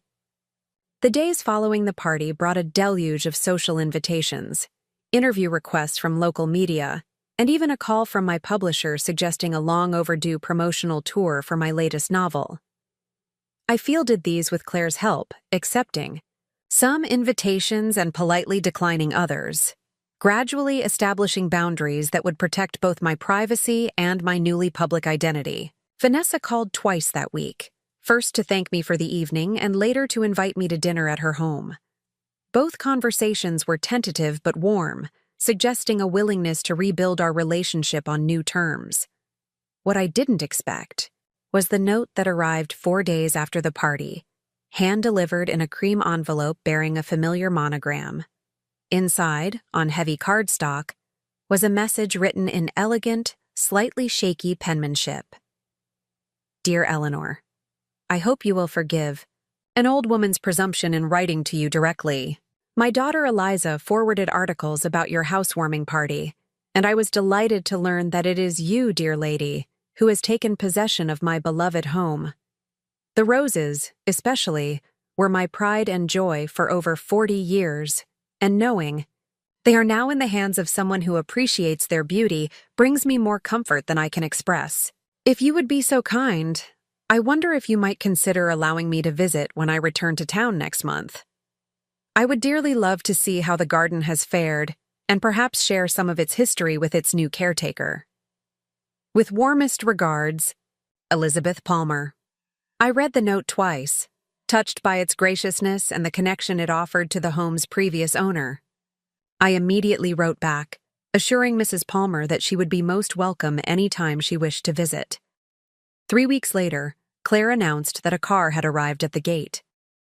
Mrs. Palmer is here, she said. Shall I show her in? Elizabeth? Palmer was nothing like I had imagined. Instead of the frail, aristocratic dowager I had pictured, she was a spry octogenarian with bright eyes, a crown of silver braids, and practical gardening clothes beneath an elegant cashmere wrap. Mrs. Palmer, I greeted her warmly. What a pleasure to meet you. Elizabeth, please, she insisted, clasping my hand in both of hers. And you must be Eleanor, the famous E.J. Montgomery. I've read all your books, you know. The gardener's daughter made me weep for 3 days. I laughed, immediately charmed by her directness. Thank you, and thank you for your lovely note. Would you like to see the house first, or shall we go directly to the garden? The garden, if you don't mind, she replied without hesitation. The house is just walls and windows, lovely as they are. The garden is alive. I led her through the French doors onto the terrace where she paused, taking a deep breath of the fragrant air. You've maintained it beautifully, she observed, her expert eye taking in the late-season blooms and careful pruning. Many new owners would have hired landscapers to rip everything out and start fresh. So fashionable these days, those sterile modern gardens with 3 strategically placed shrubs. I wouldn't dream of it, I assured her. Your garden is a masterpiece. I'm merely its current caretaker. She shot me a shrewd glance. A gardener understands that, but most people don't. They want to possess, to control, to impose their vision without respecting what's already thriving. We walked slowly through the winding paths, Elizabeth stopping frequently to greet specific plants like old friends. This bourbon rose was a cutting from my grandmother's garden in Virginia, she explained, brushing her fingers gently over fragrant pink petals. And this climbing hydrangea. My husband brought it back from Japan on a business trip 50 years ago. Everyone said it wouldn't survive our climate, but William insisted we try. He was right, as he often was about growing things. At the center of the rose garden, she paused before a particularly magnificent specimen with deep crimson blooms. William named this one for me, she said softly. He called it Elizabeth's heart. It's a hybrid he developed himself, crossed from an old damask rose and something more modern. Stubborn as the devil to propagate, but worth every effort. I had noticed this rose before, admiring its unusual color and complex fragrance. It's extraordinary, I agreed. I've never seen another quite like it. Nor will you, Elizabeth replied with quiet pride. It exists nowhere else in the world. William registered it with the American Rose Society, but he never allowed it to be commercially propagated. It was his gift to me alone. We continued our tour, eventually settling on a stone bench overlooking the valley. Claire brought tea, which Elizabeth accepted with a gracious nod. You must wonder why I wanted to visit, she said after a comfortable silence, especially now, when I've moved across an ocean and left this place behind. I assumed it was to see the garden, I replied. She smiled. Partly, yes, but also to meet you, the woman who writes with such insight about family secrets, about the masks we wear, and the truths we hide even from ourselves. She stirred her tea thoughtfully. When Eliza told me who had purchased our home, I read everything about you I could find. The administrative assistant who secretly wrote best-selling novels, the devoted mother who lived modestly while her fortune accumulated untouched, the woman who bought this house right next to her daughters after being told she was too old to live independently. I blinked in surprise. You've done your research. At my age, one develops efficient habits of curiosity, she said with a twinkle in her eye. But what interested me most was why. Why keep your success secret for so long? Why this house, at this moment in your life? The question was personal, even intrusive. But something about Elizabeth's direct gaze invited honesty. I'm still figuring that out myself, I admitted. Part of it was fear that the success wouldn't last, and part was, I don't know, a desire to keep something that was just mine, separate from my identity as Vanessa's mother. Elizabeth nodded. I understand that completely. Women of our generations were so often defined solely by our relationships to others. Someone's wife, someone's mother.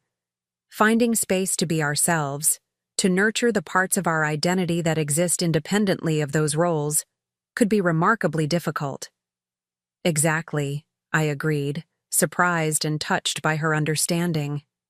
And as for why this house, why now, that was more straightforward. My daughter and son-in-law decided I was becoming too frail to live alone. They had arranged for me to move to an assisted living facility, had even put down a deposit without consulting me. This house was my response. Elizabeth threw back her head and laughed, a rich, delighted sound that made her seem decades younger. Oh, magnificent! What perfect poetic justice! I imagine their faces were quite a picture when they realized the truth. They were certainly surprised, I acknowledged with a small smile. As well they should be. Elizabeth's expression grew more serious. Do you know why I sold this house, Eleanor? I shook my head, curious. For reasons not so different from your situation. My daughter Eliza, well-meaning as she is, began to worry about me living alone after William passed. She started dropping hints about downsizing and more appropriate accommodations. She researched retirement communities and sent me brochures. All very gentle, very concerned. but underlying it was the assumption that I was no longer capable of making my own decisions.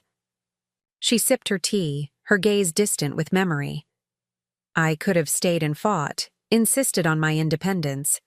But I realized something important. This house, as much as I loved it, had become a battleground rather than a sanctuary. Every time Eliza visited, I could see her cataloging potential hazards, mentally rearranging things to be safer. Our relationship was becoming defined by her anxiety about my living situation rather than by genuine connection. "So you left," I said softly. "I did. I sold the house, moved to a charming apartment in Paris near the Jardin de Luxembourg, and informed Eliza that I would be spending my remaining years traveling, learning French cooking, and perhaps taking a lover if anyone suitable presented himself." Her eyes sparkled with mischief. That last part was primarily to shock her, though I haven't entirely ruled it out. I laughed, enchanted by her spirit. "And has it improved your relationship with Eliza?" "Immeasurably," Elizabeth confirmed. Once she realized I wasn't going to be managed or controlled, she had to engage with me as a person rather than a problem to solve. We speak weekly now, and when she visits, we enjoy museums and concerts instead of arguing about whether my bathroom needs grab bars. She set down her teacup and regarded me thoughtfully. "Which brings me to why I really wanted to meet you, Eleanor. I wanted to offer a word of caution from someone who has traveled a similar path." "I'm listening," I said, intrigued. "Be careful. This house doesn't become for you what it almost became for me. A beautiful prison, a place where you prove a point at the expense of genuine connection." She gestured toward the valley where, I knew, Vanessa's home was clearly visible. "You've made your statement magnificently. You've established your independence beyond any question. But don't let proving your daughter wrong become more important than finding a way forward together." Her words settled over me like a gentle weight, challenging but not accusatory.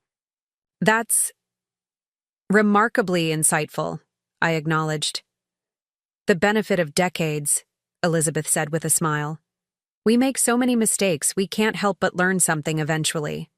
We talked for another hour about gardens and writing, about the challenges of raising daughters and the bittersweet freedom of later life.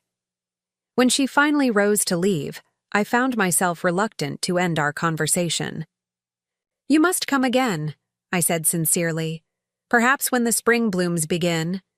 "I'd like that very much." She clasped my hand warmly. "And if you're ever in Paris, my door is always open to a fellow gardener and truth-teller." After her, car disappeared down the driveway. I walked alone through the garden, thinking about Elizabeth's words of caution. Had I purchased this house primarily to prove a point? Was I at risk of allowing my justified anger to define my relationship with Vanessa going forward? I paused before Elizabeth's heart, studying its complex crimson blooms with new appreciation. Like that rose, unique, cultivated with care, the product of both old and new influences, my relationship with Vanessa needed careful tending to thrive. It couldn't be forced or controlled, only nurtured with patience and attention to its particular nature. That evening, I called my daughter.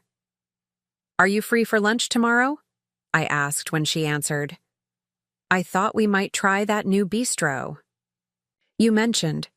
"I'd like that," Vanessa replied, surprise and pleasure evident in her voice. "But I thought you had that interview with the Oak Ridge Observer tomorrow." "I've rescheduled it," I said simply.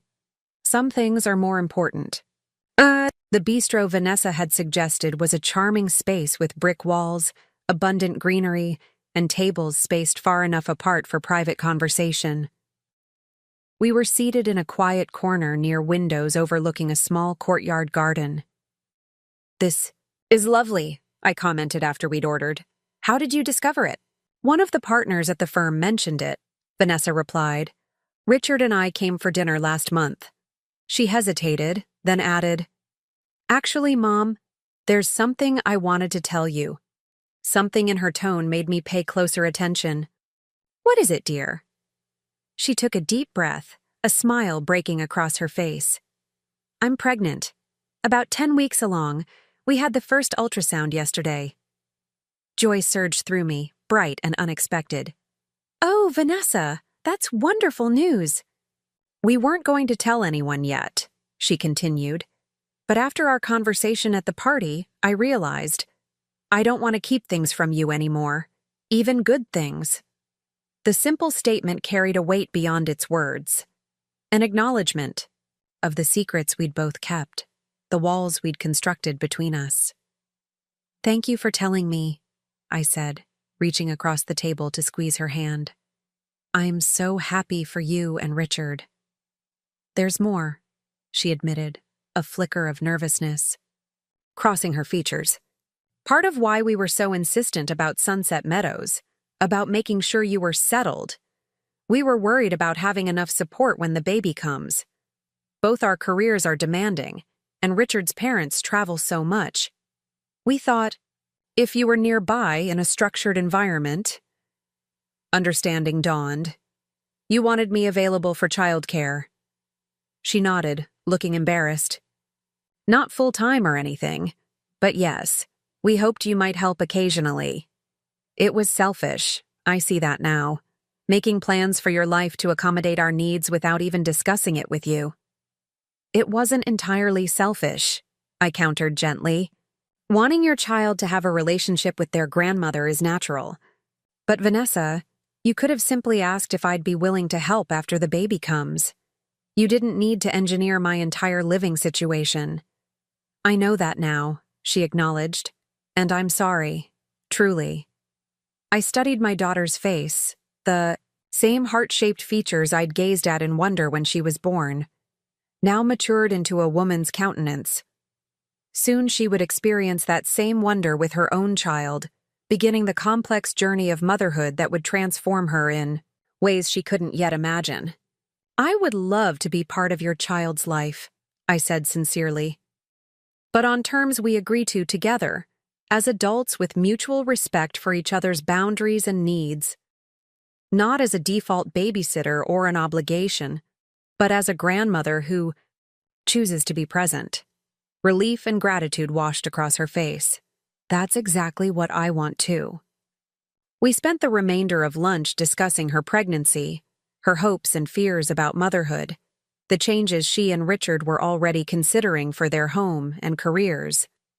For the first time in years, perhaps ever, we spoke as equals. 2. Women navigating life's complexities with different perspectives but shared humanity. As we walked to our cars afterward, Vanessa hesitated, then asked, Would you like to come to the anatomy scan next month? It's when we might find out the gender, if the baby cooperates. The invitation represented more than a medical appointment. It was an offering, a tentative bridge extended across the gulf that had separated us. I would be honored, I replied simply. Driving home to my mansion, still new enough to startle me when I rounded the final curve and saw its grand facade awaiting me, I felt a sense of possibility I hadn't experienced in decades. Not the defensive triumph of proving my worth through wealth or success, but the quieter joy of authentic connection, of being seen and valued for who I truly was. Claire met me at the door, tablet in hand. You have 3 interview requests. From national publications, she reported efficiently. Your publisher called about the promotional tour again, and Mrs. Thompson, Margaret, not Vanessa, left a message inviting you to join the Oak Ridge Arts Foundation board. Thank you. Claire, I said, handing her my jacket. I'll review those later. For now, I think I'll spend some time in the garden. The afternoon sun cast long shadows across the carefully tended beds as I made my way to the rose garden. Elizabeth's words echoed in my mind. Be careful this house doesn't become a beautiful prison. She was right, of course. This mansion, with all its grandeur and statement-making power, was ultimately just walls and windows. What mattered was what happened within those walls and beyond them, the connections forged, the truth spoken, the authentic self expressed. I paused before Elizabeth's heart, its crimson petals glowing in the golden light. Like that unique rose, the relationship I was rebuilding with Vanessa would require patience, attention, and respect for its particular nature. It couldn't be forced or controlled, only nurtured with care and understanding. I think we're going to be all right, I told the rose softly. Different than before, but perhaps better, more honest, more real. A gentle breeze stirred the garden, carrying the mingled fragrance of dozens of roses. In that moment, surrounded by beauty that had been cultivated across generations, I felt a profound sense of peace. The mansion next door to my daughters had begun as an act of defiance, a statement of independence and worth. But perhaps its true purpose was something else entirely, not an ending, but a beginning. Not a severing, but a reconnection on new and healthier terms. I smiled, touching a velvet petal gently. Elizabeth was right, I murmured. The garden is alive. And so am I. 6 months later, I held my granddaughter for the first time, a tiny, perfect being with Vanessa's heart-shaped face and curious eyes. They named her Emily Jane, a nod to my pen name that moved me deeply. She's beautiful, I whispered, drinking in her newborn scent as she slept trustingly in my arms. Vanessa, exhausted but radiant in her hospital bed, smiled. I think she has your nose, and definitely your stubbornness. 36 hours of labor. I laughed softly, careful not to disturb the sleeping infant. Strong-willed women run in our family. She's simply carrying on tradition. Richard entered with coffee, his normally immaculate appearance softened by fatigue and wonder. He handed a cup to Vanessa, then surprised me by pressing a kiss to my cheek. Thank you for being here, he said sincerely. It means everything to Vanessa, to both of us. The simple acknowledgement, genuine, without agenda or calculation, touched me deeply.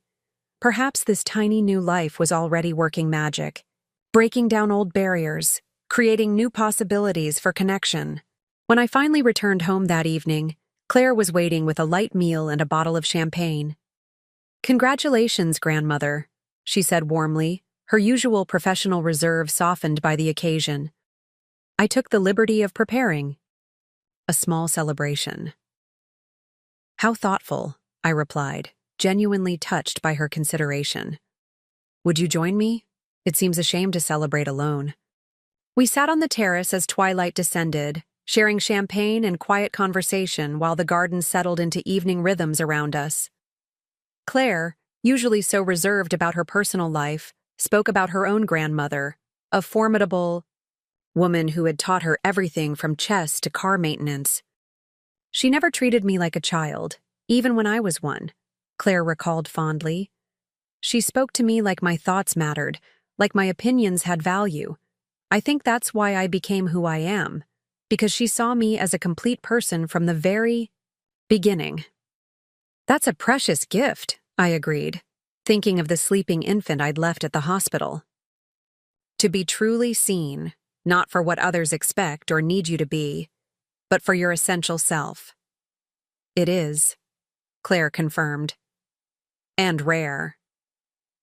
Later that night, after Claire had gone and the house settled into silence, I stood at the windows of my study, gazing out at the lights of Vanessa's home visible in the distance. The mansion I had purchased in defiance had served its purpose. It had shattered assumptions, recalibrated relationships, and created space for a new understanding between my daughter and me.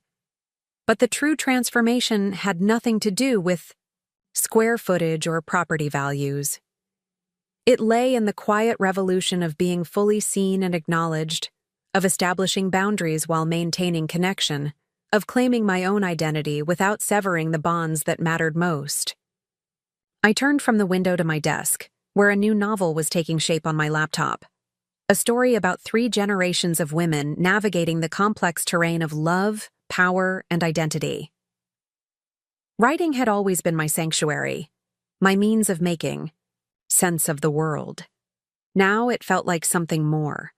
A legacy to pass forward, a truth to be shared, a voice finally speaking without apology or disguise.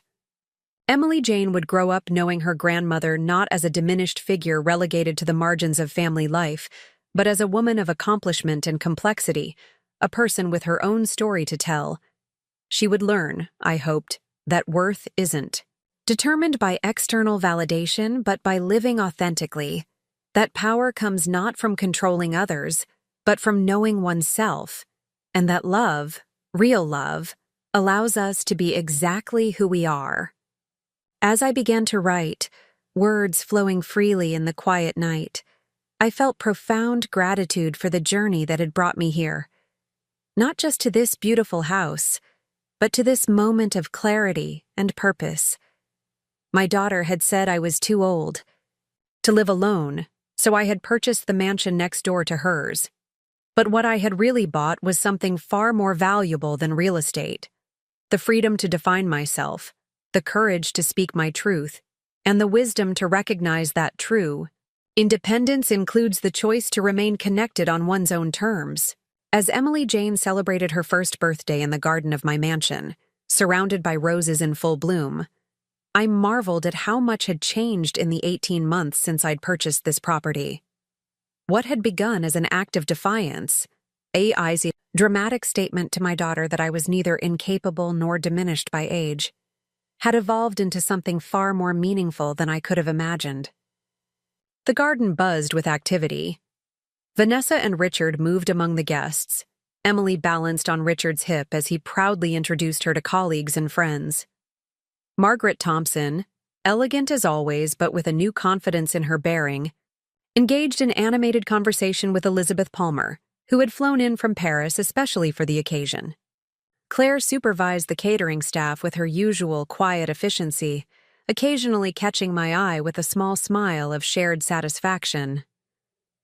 "Quite the gathering you've created," observed a warm voice beside me. I turned to find Charles Thompson in his wheelchair, his speech still halting but significantly improved after months of intensive therapy. "It's wonderful to see you here, Charles," I replied sincerely. "How are you feeling?" "Better. Each day."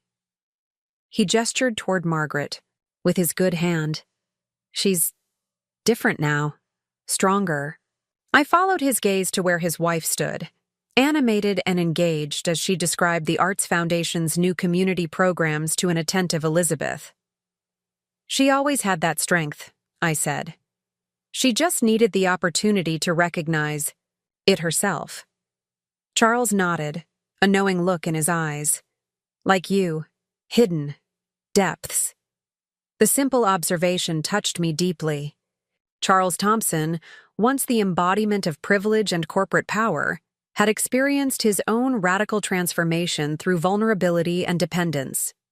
In losing the external trappings of authority, he had gained insight that might otherwise have remained beyond his reach.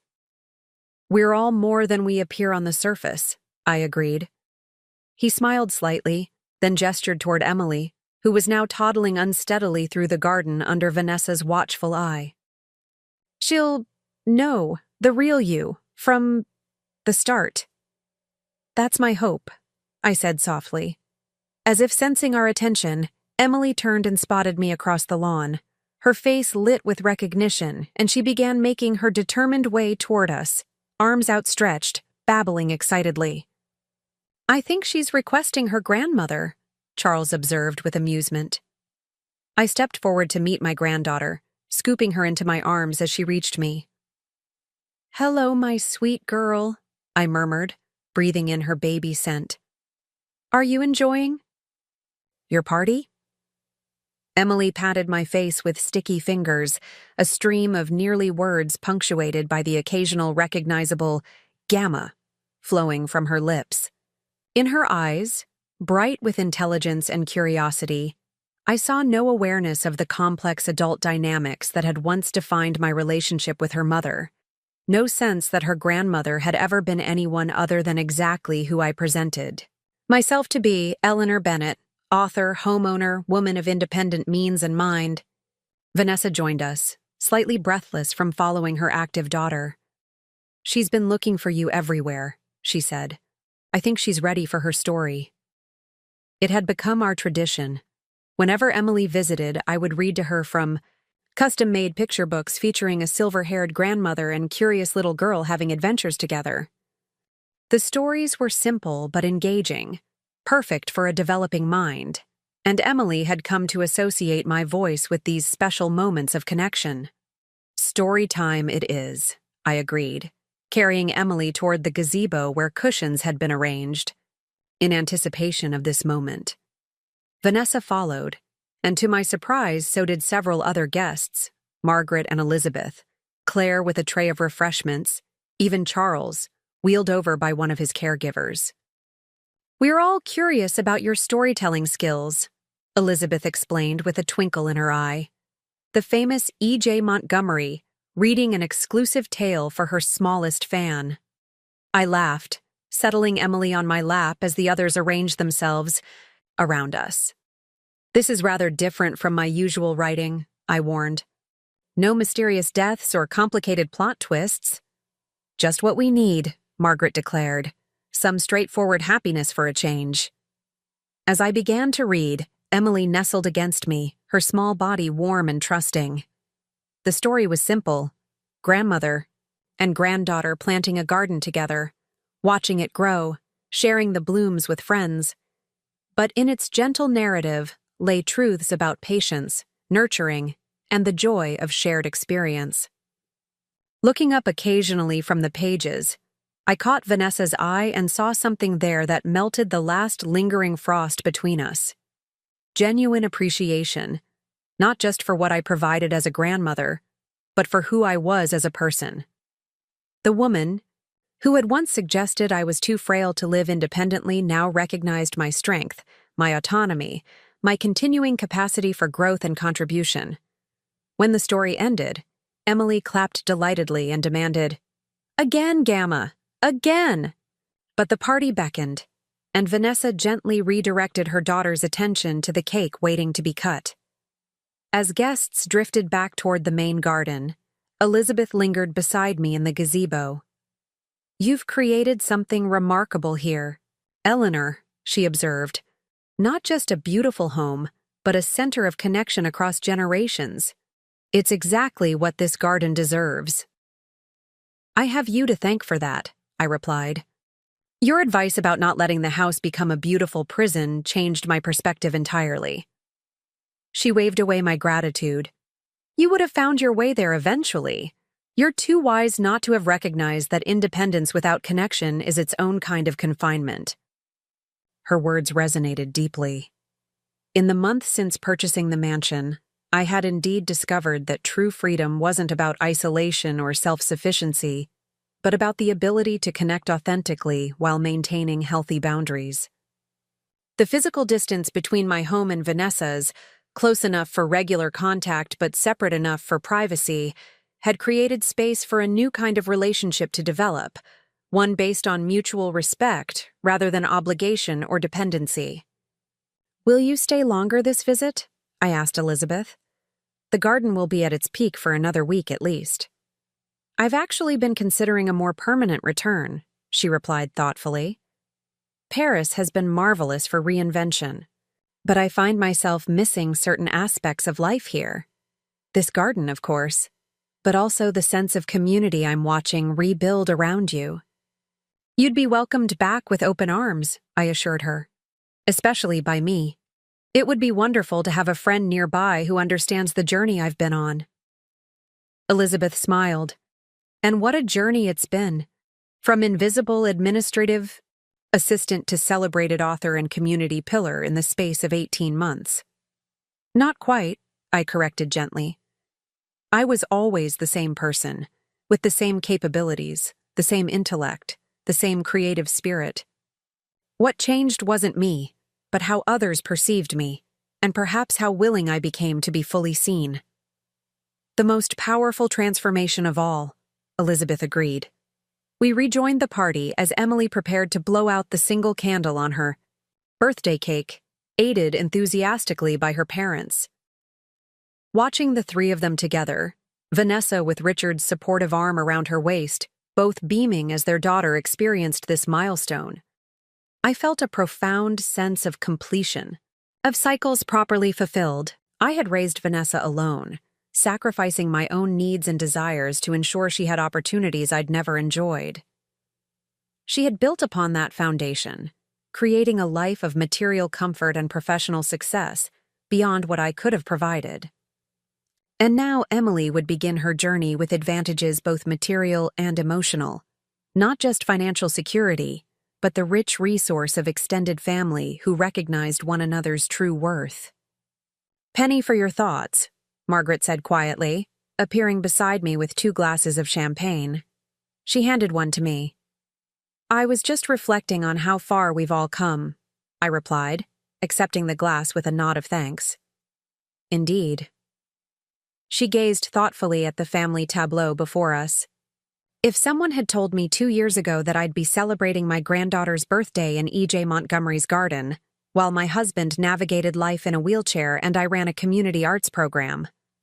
She shook her head wonderingly. Life takes unexpected turns. The most meaningful ones usually come without warning, I observed. Like a daughter suggesting her mother is too frail to live independently, Margaret said with a knowing smile. I laughed softly. Exactly. Sometimes, the very assumptions meant to diminish us become catalysts for our greatest growth. As the afternoon progressed into evening, lights illuminated the garden, creating a magical atmosphere of shadow and glow. Emily, overtired but determined to participate in every moment, finally surrendered to sleep in her father's arms. Vanessa approached me as Richard prepared to take their daughter home. "Thank you for today, Mom," she said, embracing me warmly. "For everything." "It was my pleasure," I assured her. "There's nothing I'd rather do than celebrate Emily." "Not just for the party," Vanessa clarified, her expression serious, "for showing me a different way to be. As a woman, as a mother.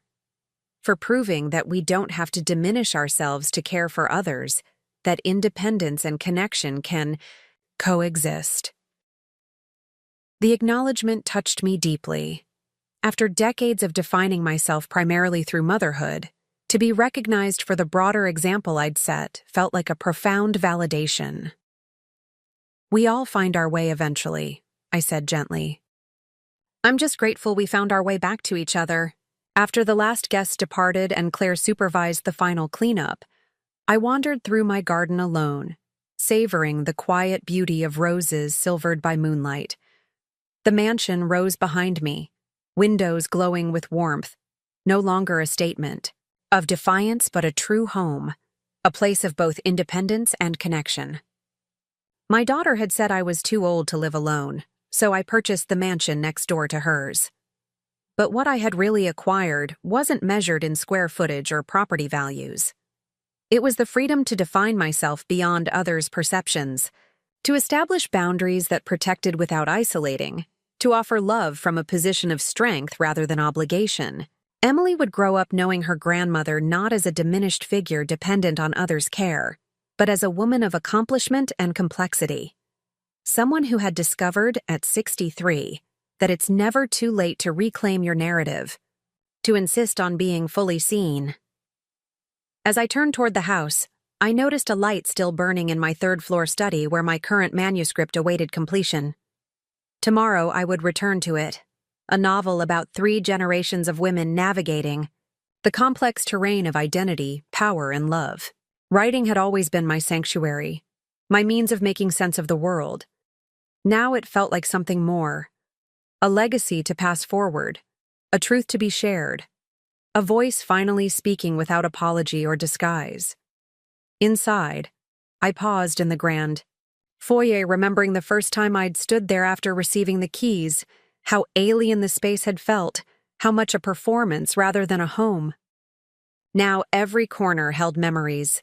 Emily taking her first steps across the marble floor, Elizabeth sharing gardening wisdom over tea in the conservatory, Margaret and I planning community programs at the dining table, Vanessa and I rebuilding our relationship through honest conversations on the terrace. The mansion next door, purchased in a moment of righteous indignation, had served its purpose, not just as declaration of independence, but as the beginning of a journey towards something far more valuable: the freedom to be fully myself while remaining deeply connected to those I loved. As I climbed the stairs toward my bedroom, I felt a profound sense of peace. My daughter had been wrong about my capacity to live independently, but perhaps right about something more important. None of us is meant to journey through life truly alone. The difference lay in the nature of our connections, whether they diminish or enhance our authentic selves, whether they arise from obligation or choice, whether they confine or liberate. In proving I could live alone, I had discovered I didn't have to. In asserting my independence, I had created space for interdependence rooted in respect rather than need. In refusing to be diminished by age, I had opened the possibility for continued growth and contribution. And in purchasing the mansion next door to my daughter's, I had built not a wall between us, but a bridge, one that she and Richard, and especially little Emily, could cross whenever they chose, finding welcome without entitlement, love without obligation, connection without constraint. It was, I reflected as I prepared for sleep, everything I had never dared to imagine during those long years of single motherhood and secret writing, not just financial security or professional recognition, but something far more precious: the freedom to be fully seen and known, to give and receive love without diminishment, to write my own story in relationship with others rather than in opposition to them. Up next, you've got 2 more standout stories right on your screen. If this one hit the mark, you won't want to pass these up. Just click and check them out.